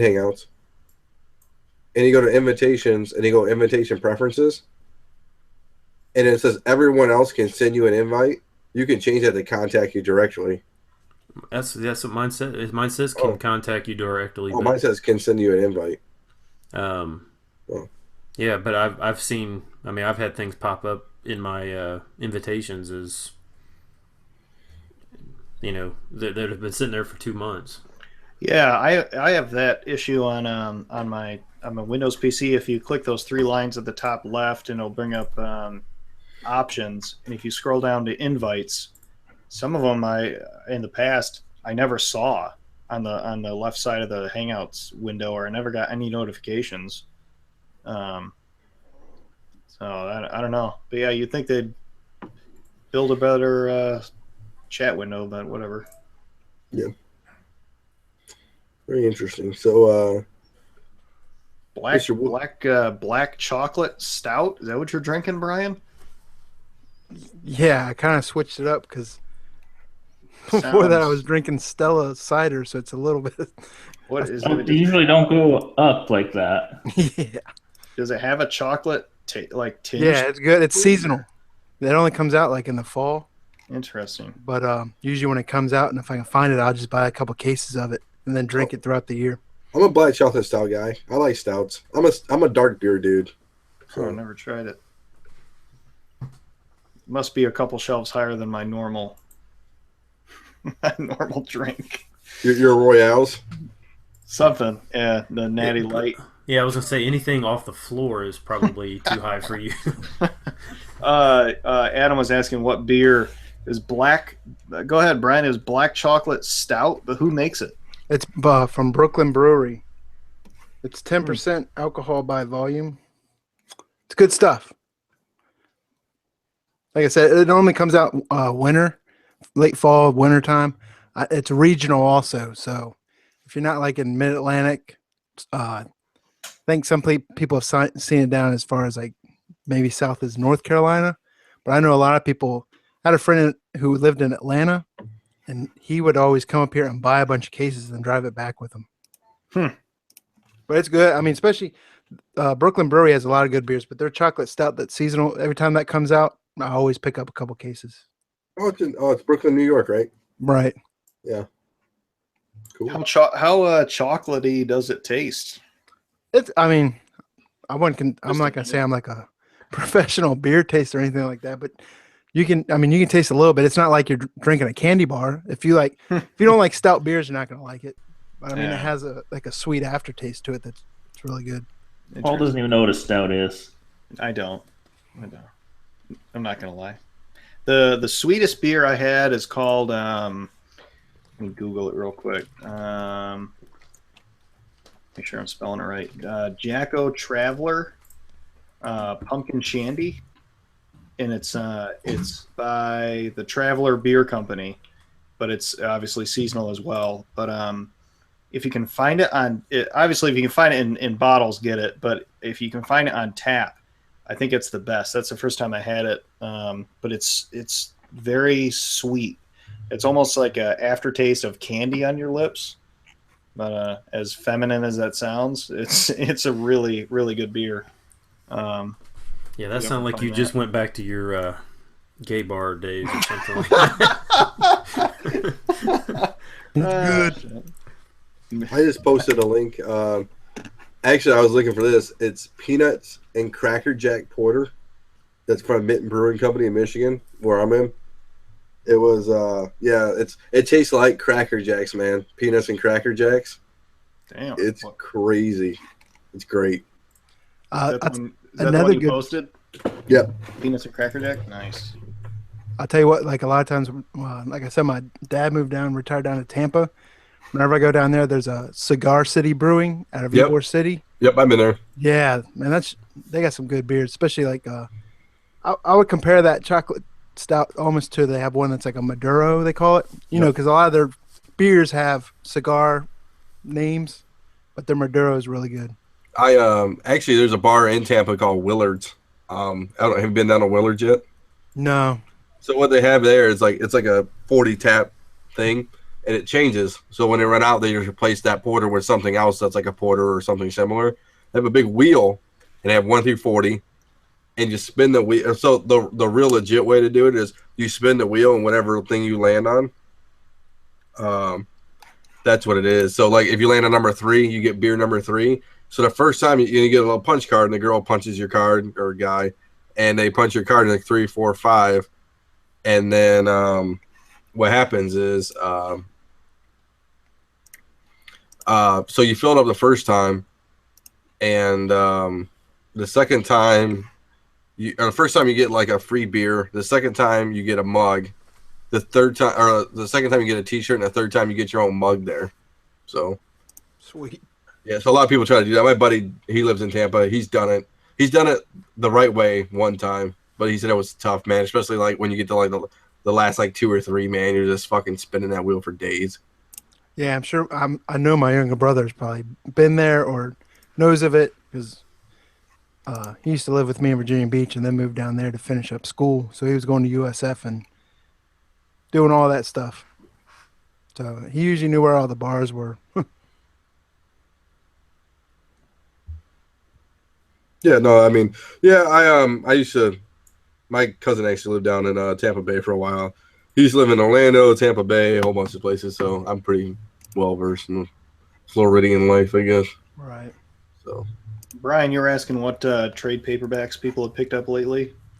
Yeah, I was just curious. I don't know how many of our guys are trade paperback readers or hardcover readers versus single issues. That's all I read, to be honest with you. I just gave actually some friends of mine who I work with Saga and Deadly Class and Why the Last Man. Saga, yeah. Saga. I've been collecting hardcovers, and I just bought a pretty sweet one. Didn't you get those the Invincibles? I bought those a while ago. I bought Injustice or something, right? No, just this week I bought the first edition Bone hardcover. It's a limited 200 print or 2,000 print run with Jeff Smith signatures. Nice. And it was, I don't even remember what year it was, but it was a ways back, and I've been eyeing them forever, and just tried to find one at a reasonable rate, and finally one popped up, and it's like the whole thing. It's like 1,300 pages or something crazy. Oh my gosh! I have. They're doing it in soft cover now. I just saw a reprint, but I don't know. I think it's a whole different collecting niche that people kind of get into. If someone was brand new, like zero comics, would you suggest to them to just start with hardcovers? Because I know I used to talk to a guy who never bought single issues. He was all hardcover omnibuses, yada yada. I mean, they display really nice. I guess it just depends on your preference. I don't know. I buy a lot of soft covers to read, but those to me are just kind of disposable. But not all hardcovers are equal either. I mean, there's some of them are they just happen to have a hardcover on them, and I don't think they're that unique. But some of them, I don't know. I'm not sold on all the omnibuses, but I think certain compendiums of omnibuses, certain things where you can get a whole chunk of a story together, I think they're interesting. Yeah, I know. I just bought all 3 volumes of Jeff Johns' Green Lantern run, the omnibuses. I think. Oh, yeah. I mean, that's one of my favorite Jeff Johns runs. So, I have the Turtles Ultimate Collection hardcovers, which collects Volume 1, and then I've been slowly collecting the IDW hardcovers as well. But as far as recent buys, I know that Ray, with his Diamond account, was able to order me some stuff. Marvel's releasing a bunch of omnibuses and hardcovers. I linked that Thor Simonson omnibus. I just ordered it too. Thanks. Yeah. Hey, no problem. I don't know if Ray would get a better price for you or not, but if you go to the bottom, like frequently bought together or whatnot, I think I posted the link. I don't know where, it was a while ago, but there are a lot. Planet Hulk and. Well, here's my thing with the Marvel ones, though. With Marvel, it almost feels like it makes more sense to just get their Marvel digital account. Yeah, I don't know. But while DC and some of the independents don't have that option, that's why I've been drifting towards those things right now. Not to say there's anything wrong with Marvel. It just feels like there's a more efficient way to get that material. Yeah, I don't know. I just like holding it for comics at least. I mean, I'm okay with a Kindle, with an ebook, but for comics, I mean, I don't know. I'm 50-50. Hey, I'm telling you that Hoopla app with through your local library is awesome. You can read so much stuff. All the Rebirth stuff. Get all the new trades from that. You can get caught up on everything, and it doesn't cost you a dime. I don't even know where my library is. I didn't either. I had to find one, but once you got it, I mean, it's awesome. I'm actually looking at that right now. I haven't been to a library in years, man. They have libraries in Detroit. Well, you mean ones that haven't been destroyed? Yeah. That's assuming that people in Detroit can read. Well, I can't, so I at least look at the pictures and try to interpret. All your libraries are in Canadian, right? Yes. I got to cross the border. I got to go to around Jimmy's Way to get a. Shit, what was I gonna say? Well, how do you spell that, Ben? Was it Hoopla? Yeah, Hoopla. It is awesome. I've been reading a bunch of Rebirth stuff on there. Yeah, it's an app for, and it just links to the local library. Yeah, you go just get your free library card and you just input your library card information on the Hoopla app, and like the first I don't know if it's across the nation, but I know my local one, like for the first 5 months or something like that, you can check out 10 things a month, and then after that it goes to 100 or something crazy. You figure, why can't you, the age of technology, and I'm not gonna bitch in my local library, but why can't you just sign up online? What the hell? A lot of places, I know my local library, you can sign up online, but then you have to take a utility bill, something in there showing, I'm a resident. Or my driver's license, probably. Yeah, your license. That's all they took from me. It sucks. No wonder I don't go. I mean, if you're checking out physical goods, it makes sense, but for digital, I don't know. Well, but it's part of they pay for those rights. It's not like it's not like your friends and their Kody. Yes, I mean it's 12 minutes away. I mean I'm gonna lose 24 minutes of my life. It probably has to do with grants and stuff. Like how many local people do you have that have active library cards that have checked something out in the last 6 months? Blah blah blah. It's funny. I would read digital and I would do the Hoopla, but there's tablets galore in my house, and not a one is mine nor available easily. You give the Macho Man Randy Savage to your kids, okay? You drop the elbow on them. Yeah. Hey, just start grounding each one of them from electronics once a week, and then just rotate, and then you just take the one that's grounded. Just take it with me. Yeah. No, I've been catching up on reading though. It's kind of worked out. I grabbed that X series that Regan gave me the other day. That's going with me this week. Nice. Yeah, because it just fill time while you're out of town. Yeah, I get time to kill. So this week, I do think I am going to meet up with the Leggett's. Oh yeah, in Louisville. Oh, I didn't know they were traveling down there. A Midwest trip. Well, it's funny. We were supposed to meet in Indianapolis, and I'm like, well, shit, I'm in Louisville. And I'm like, well, we're going to Louisville. All right. Oh, that should be a good time. Might have to use a sick day. It's not really an opportunity to use a sick day on week 4. I may have to go in and say just I have a stomach bug and go on. Apple teenies. It's the IPA stomach bug. Yeah. Oh, shoot. But yeah, that trade paperback stuff, I don't know. They're all coming out September, October of this year. They're doing like a huge, just a huge release. But I don't think DC has a comparable kind of equivalent to the Marvel omnibuses as much. I don't know. That's a good question. They have those They're little one. A lot of it, you see a lot of more of the Golden Age and Silver Age. I know they got a Rebirth omnibus coming out that has like all the one shots, starting with the Rebirth #1, and then all the title one shot rebirths. I just saw one of those was up for pre-order. I think it was like $80 pre-order hardcover omnibus. But yeah, I don't see too many. I mean, I don't really go on the lookout for them either. But yeah, I definitely see more Marvel than I do DC. Like they have something I can't. Those littler books, and I'm trying to think. Well, one I just the picked archives. Right. You see a lot of. Like I just picked up the Brian Azzarello, Lee Bermejo, Absolute Luthor, and Absolute Joker. They can't hardcover both of them together as a set in a slipcase. Oh, nice. I think my next one I'm eyeing, and I've been eyeing it for a while, and I just I keep thinking it's going to drop or I'm going to get a deal, and I just can't get below a point. Is I'm just going to buy the Sandman 1 and 2. Yeah, that was the other thing. Some of those trades, some of those are worth a good amount of money. I know the one that was released, that Simonson Thor, the first one came out in 2011, and back before they announced this re-release, that was like a $200 or $300 hardcover,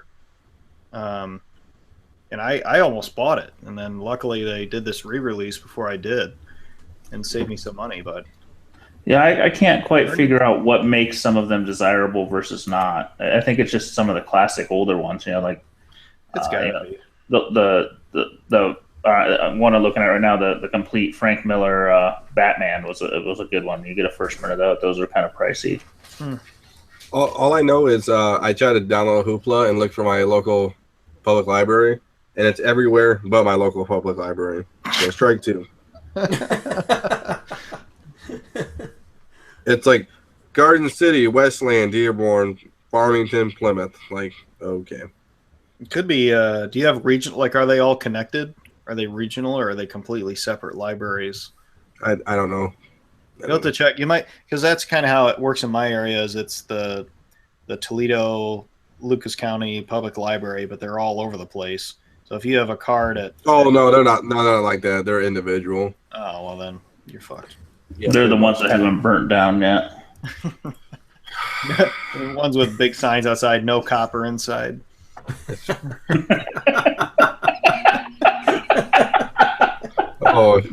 Oh, Paul, you think that's funny, you little bastard.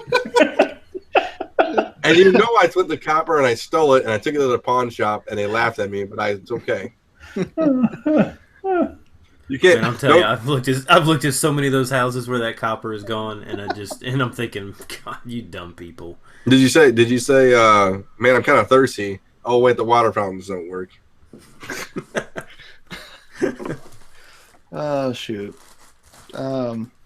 I forget what I was gonna say. Damn it. Oh well. I think we have a phone call coming in. I was gonna say. Hello, this is Dr. Fraser Crane. I'm listening. My new intro for Paul's Problems. Nice. You should have somebody dub that and say, "I'm listening," and then we have a problem or something. I'll see what I can match together. So this week's story is another story from my childhood. But my parents had a family friend over or something or whatnot. But me and this girl that I grew up with were outside playing in the pickup truck, just like pretending to drive and just dicking around on a summer night. So I decided to pretend like I was really driving, and I shifted the car into neutral, or the truck rather. And of course, our driveway's on a slant. So the truck started to slowly roll back down our driveway towards the street. I was like, oh, fuck, what do I do? And I just totally blanked on what a brake pedal was. I don't know how old I was. Young enough to be stupid, which is how young I am now. But anyway, so I get out of the truck, and I try to push the door as if I could stop this 2-ton truck from rolling down our driveway. So I couldn't, of course. And my friend got out too, so the truck could have rolled over her and killed her, but luckily it didn't. So it goes down towards our street, and no cars were coming, thank goodness. But it's heading right towards the neighbor's house. at a decent speed, but thank God they had like a tree right in front of where this truck was going, and it had this like a garden square around it with a couple 2x4s or something. So the truck bumped into that and stopped, thank God. But so I could have killed my friend and learned what a brake pedal was, dicking around in someone else's vehicle that night. It's kind of depressing, dude. Sorry, everyone lived. Oh, it's me pushing buttons. What does this button do? Oh. I don't have any. I don't know. Maybe next week will be more uplifting. I apologize. No, that's a good one. I like it. It was just like, oh, she could have died, but Yeah. yeah. It's all good. I could have died on my Big B drug run. Yeah. So death is always involved. You just never know. I had another one I was going to write down, but now I forgot it. Damn it. Need to carry this notebook with me, I think. So, you guys were talking about all the after-school Disney shows, Yes. and after that came on, like, what was it, Power Rangers and stuff? Yep. Like, when I was in high school, we used to come back and watch other shows. It was like, what was it, Tiny Toons, Animaniacs, X-Men Power Adventures, Rangers, all Batman those. Adventures. Yep. Well, as we got older into high school, we started experiencing with medicinal plants. Oh. And we always had a friend's house that we'd go over to and watch the shows and Study botany. Yes. right. Study botany. That's a good one. I like it. So we did that, and we got to the end of the bag of the plants, and we didn't know what we wanted to do with it, and we were going to play a joke, and our buddy's dad had a bag of Lay's sour cream and onion chips. So we poured the rest of it in the chips and put it back on top of the fridge. And the next day, we were only one of us had a driver's license, so most of us still rode the bus. But he came to our buddy Billy came to the bus stop with his head down.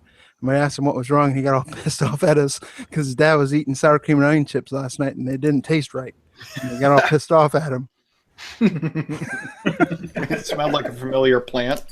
Yeah, I'm pretty sure his dad knew what it was. It didn't tell him. That's kind of funny. Not at all. A good buddy of mine, his favorite was salvia. If anyone's ever looked at that online, that's a wild one. Yeah. Nowadays, man, it's all about the wax. The young kids are doing the wax, man. The what? Wax. I don't know what It's that is. hold on. Can we phone a friend, get Ben C in to explain the difference? Oh, I mean, I can tell you what the difference is. So here I'll show you. I'm gonna put a link. I won't put it in YouTube because I don't want to. So that's what. So basically, it's like hash oil. It's BHO, which is butane hash oil. Can So you can you put that in a vaporizer? Yes. Oh, someone I know very well does that. Not Yes. me, honestly, not me. But yeah, they put it in like a e-cig. Yeah. So wax is like the new thing, but the problem is like, when you use wax, it's like a very potent THC concentrate. Yeah. So what happens if you go back to the regular medicinal plantings, regular forms of it, it doesn't work. So like if you start doing that for like a month straight, like there's no going back. But yeah, dabs. Everybody knows about dabs. Yeah. She she is completely addicted. So I don't know. She's functional though, which is wild. I mean, Oh yeah, of course you there are. must be different levels of this. No, I mean she drives and whatever. Look out. I thought it was honey at first. Of course you did. I don't know. What the hell are you putting on your bread? It's honey. It's honey. That's how it. I'm ignorant of quite a few things in life. That's okay. That's how you learn.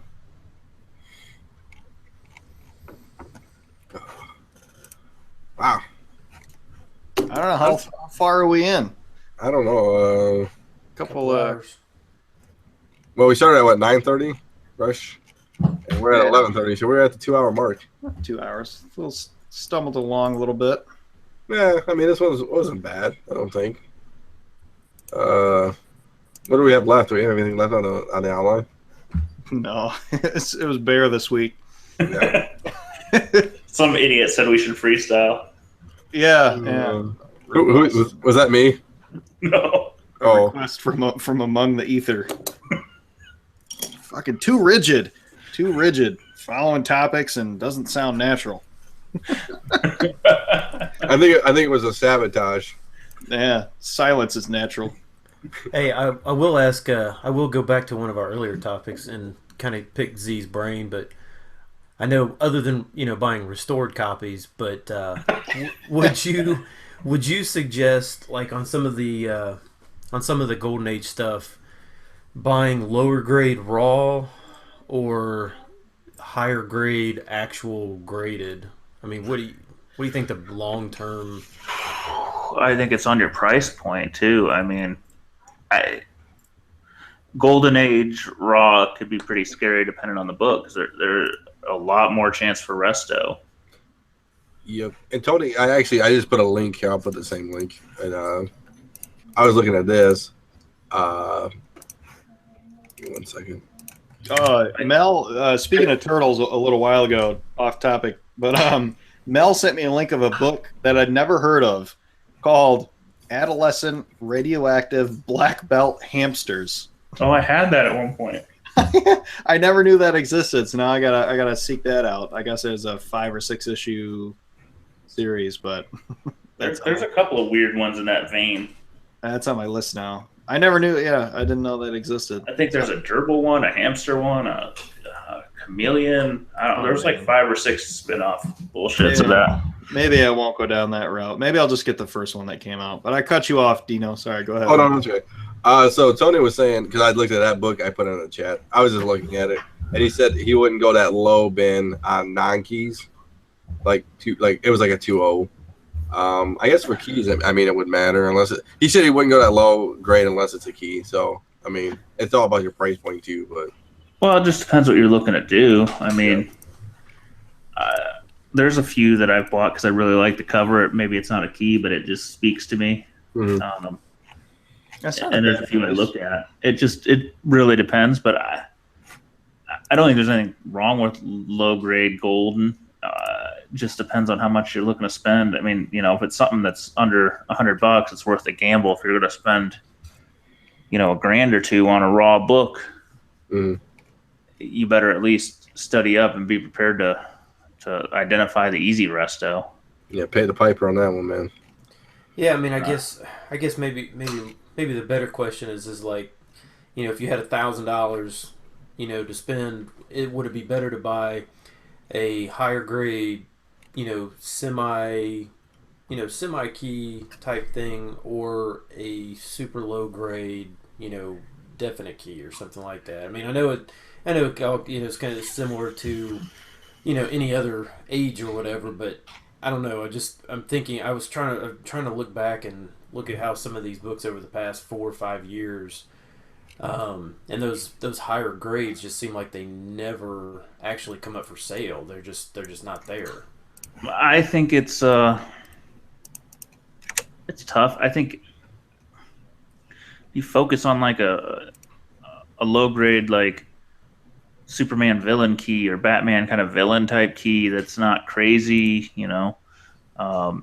that's not a terrible purchase. A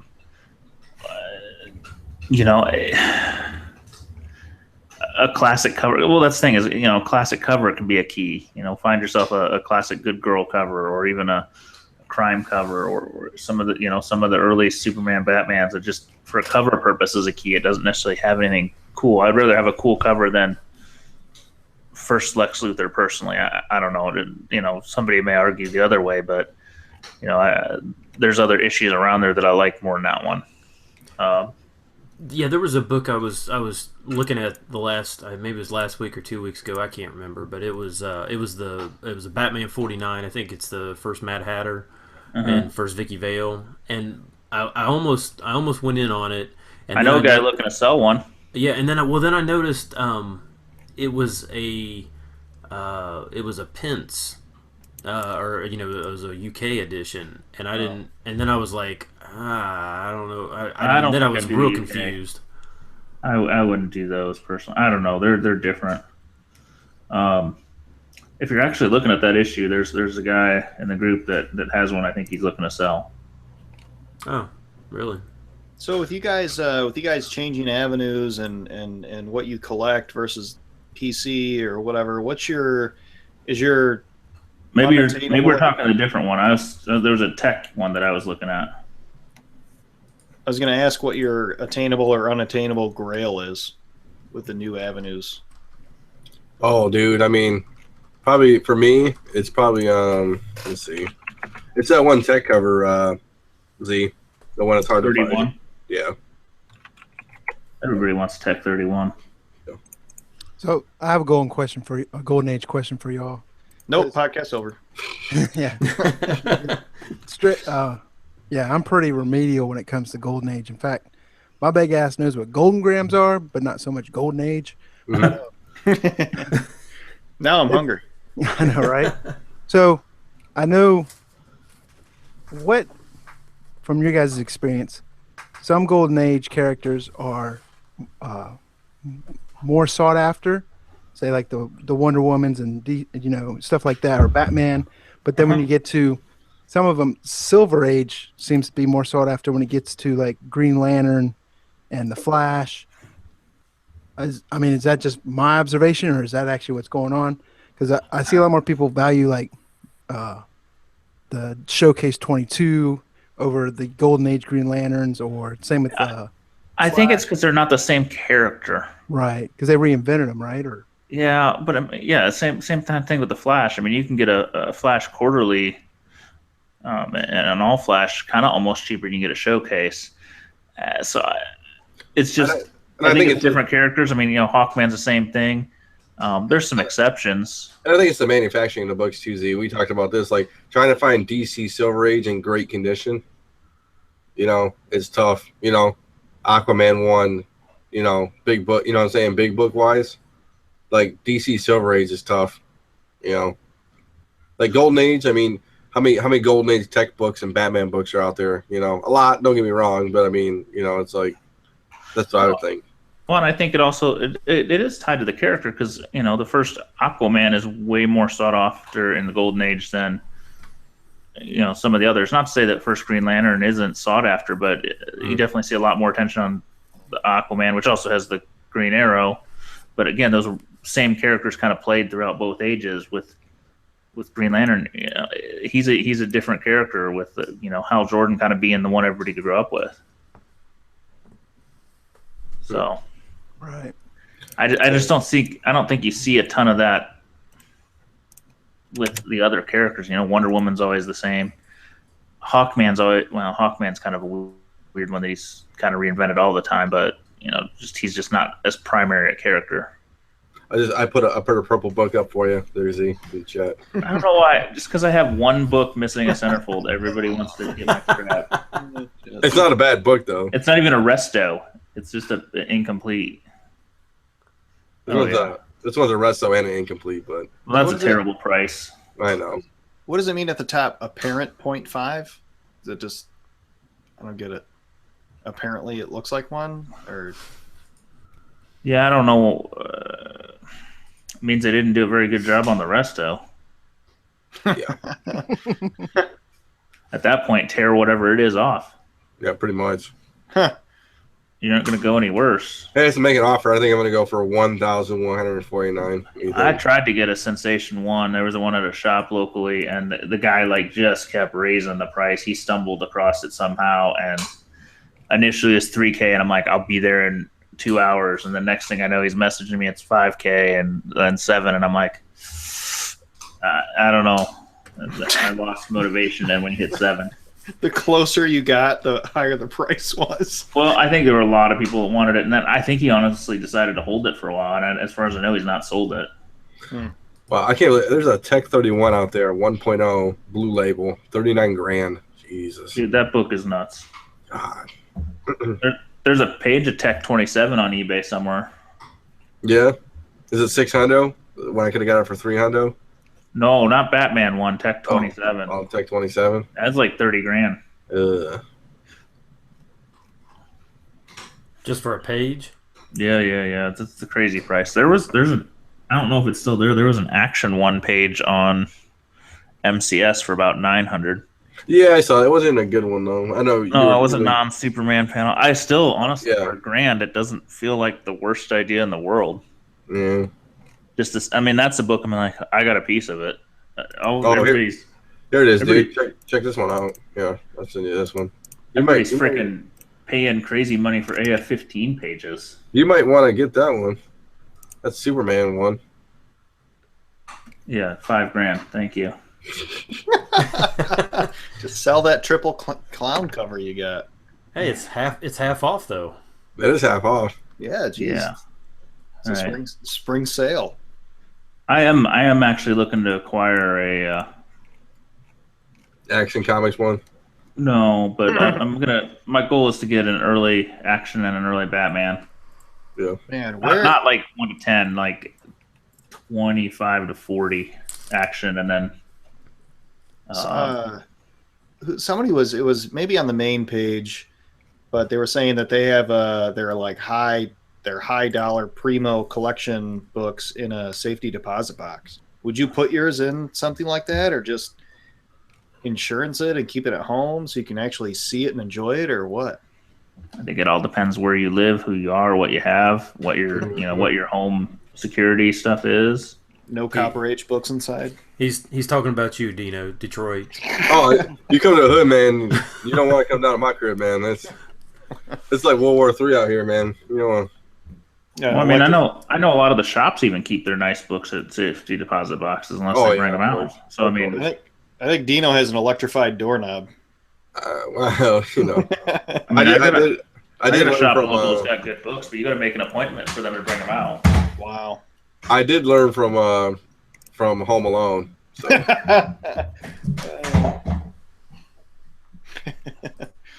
Yeah, shoot. Oh, I didn't. For those wet bandits. Oh, Z, we didn't talk about that one cover that one comic I sent to CGC.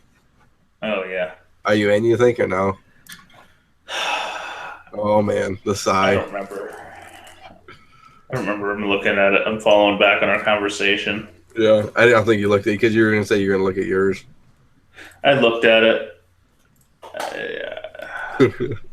No pressure. I Dude. just don't know if it's a smart enough upgrade. Do you guys have a picture of it? Yeah. No, I don't got it in hand yet. I'll get it in hand. Shoot me a picture. It depends how much.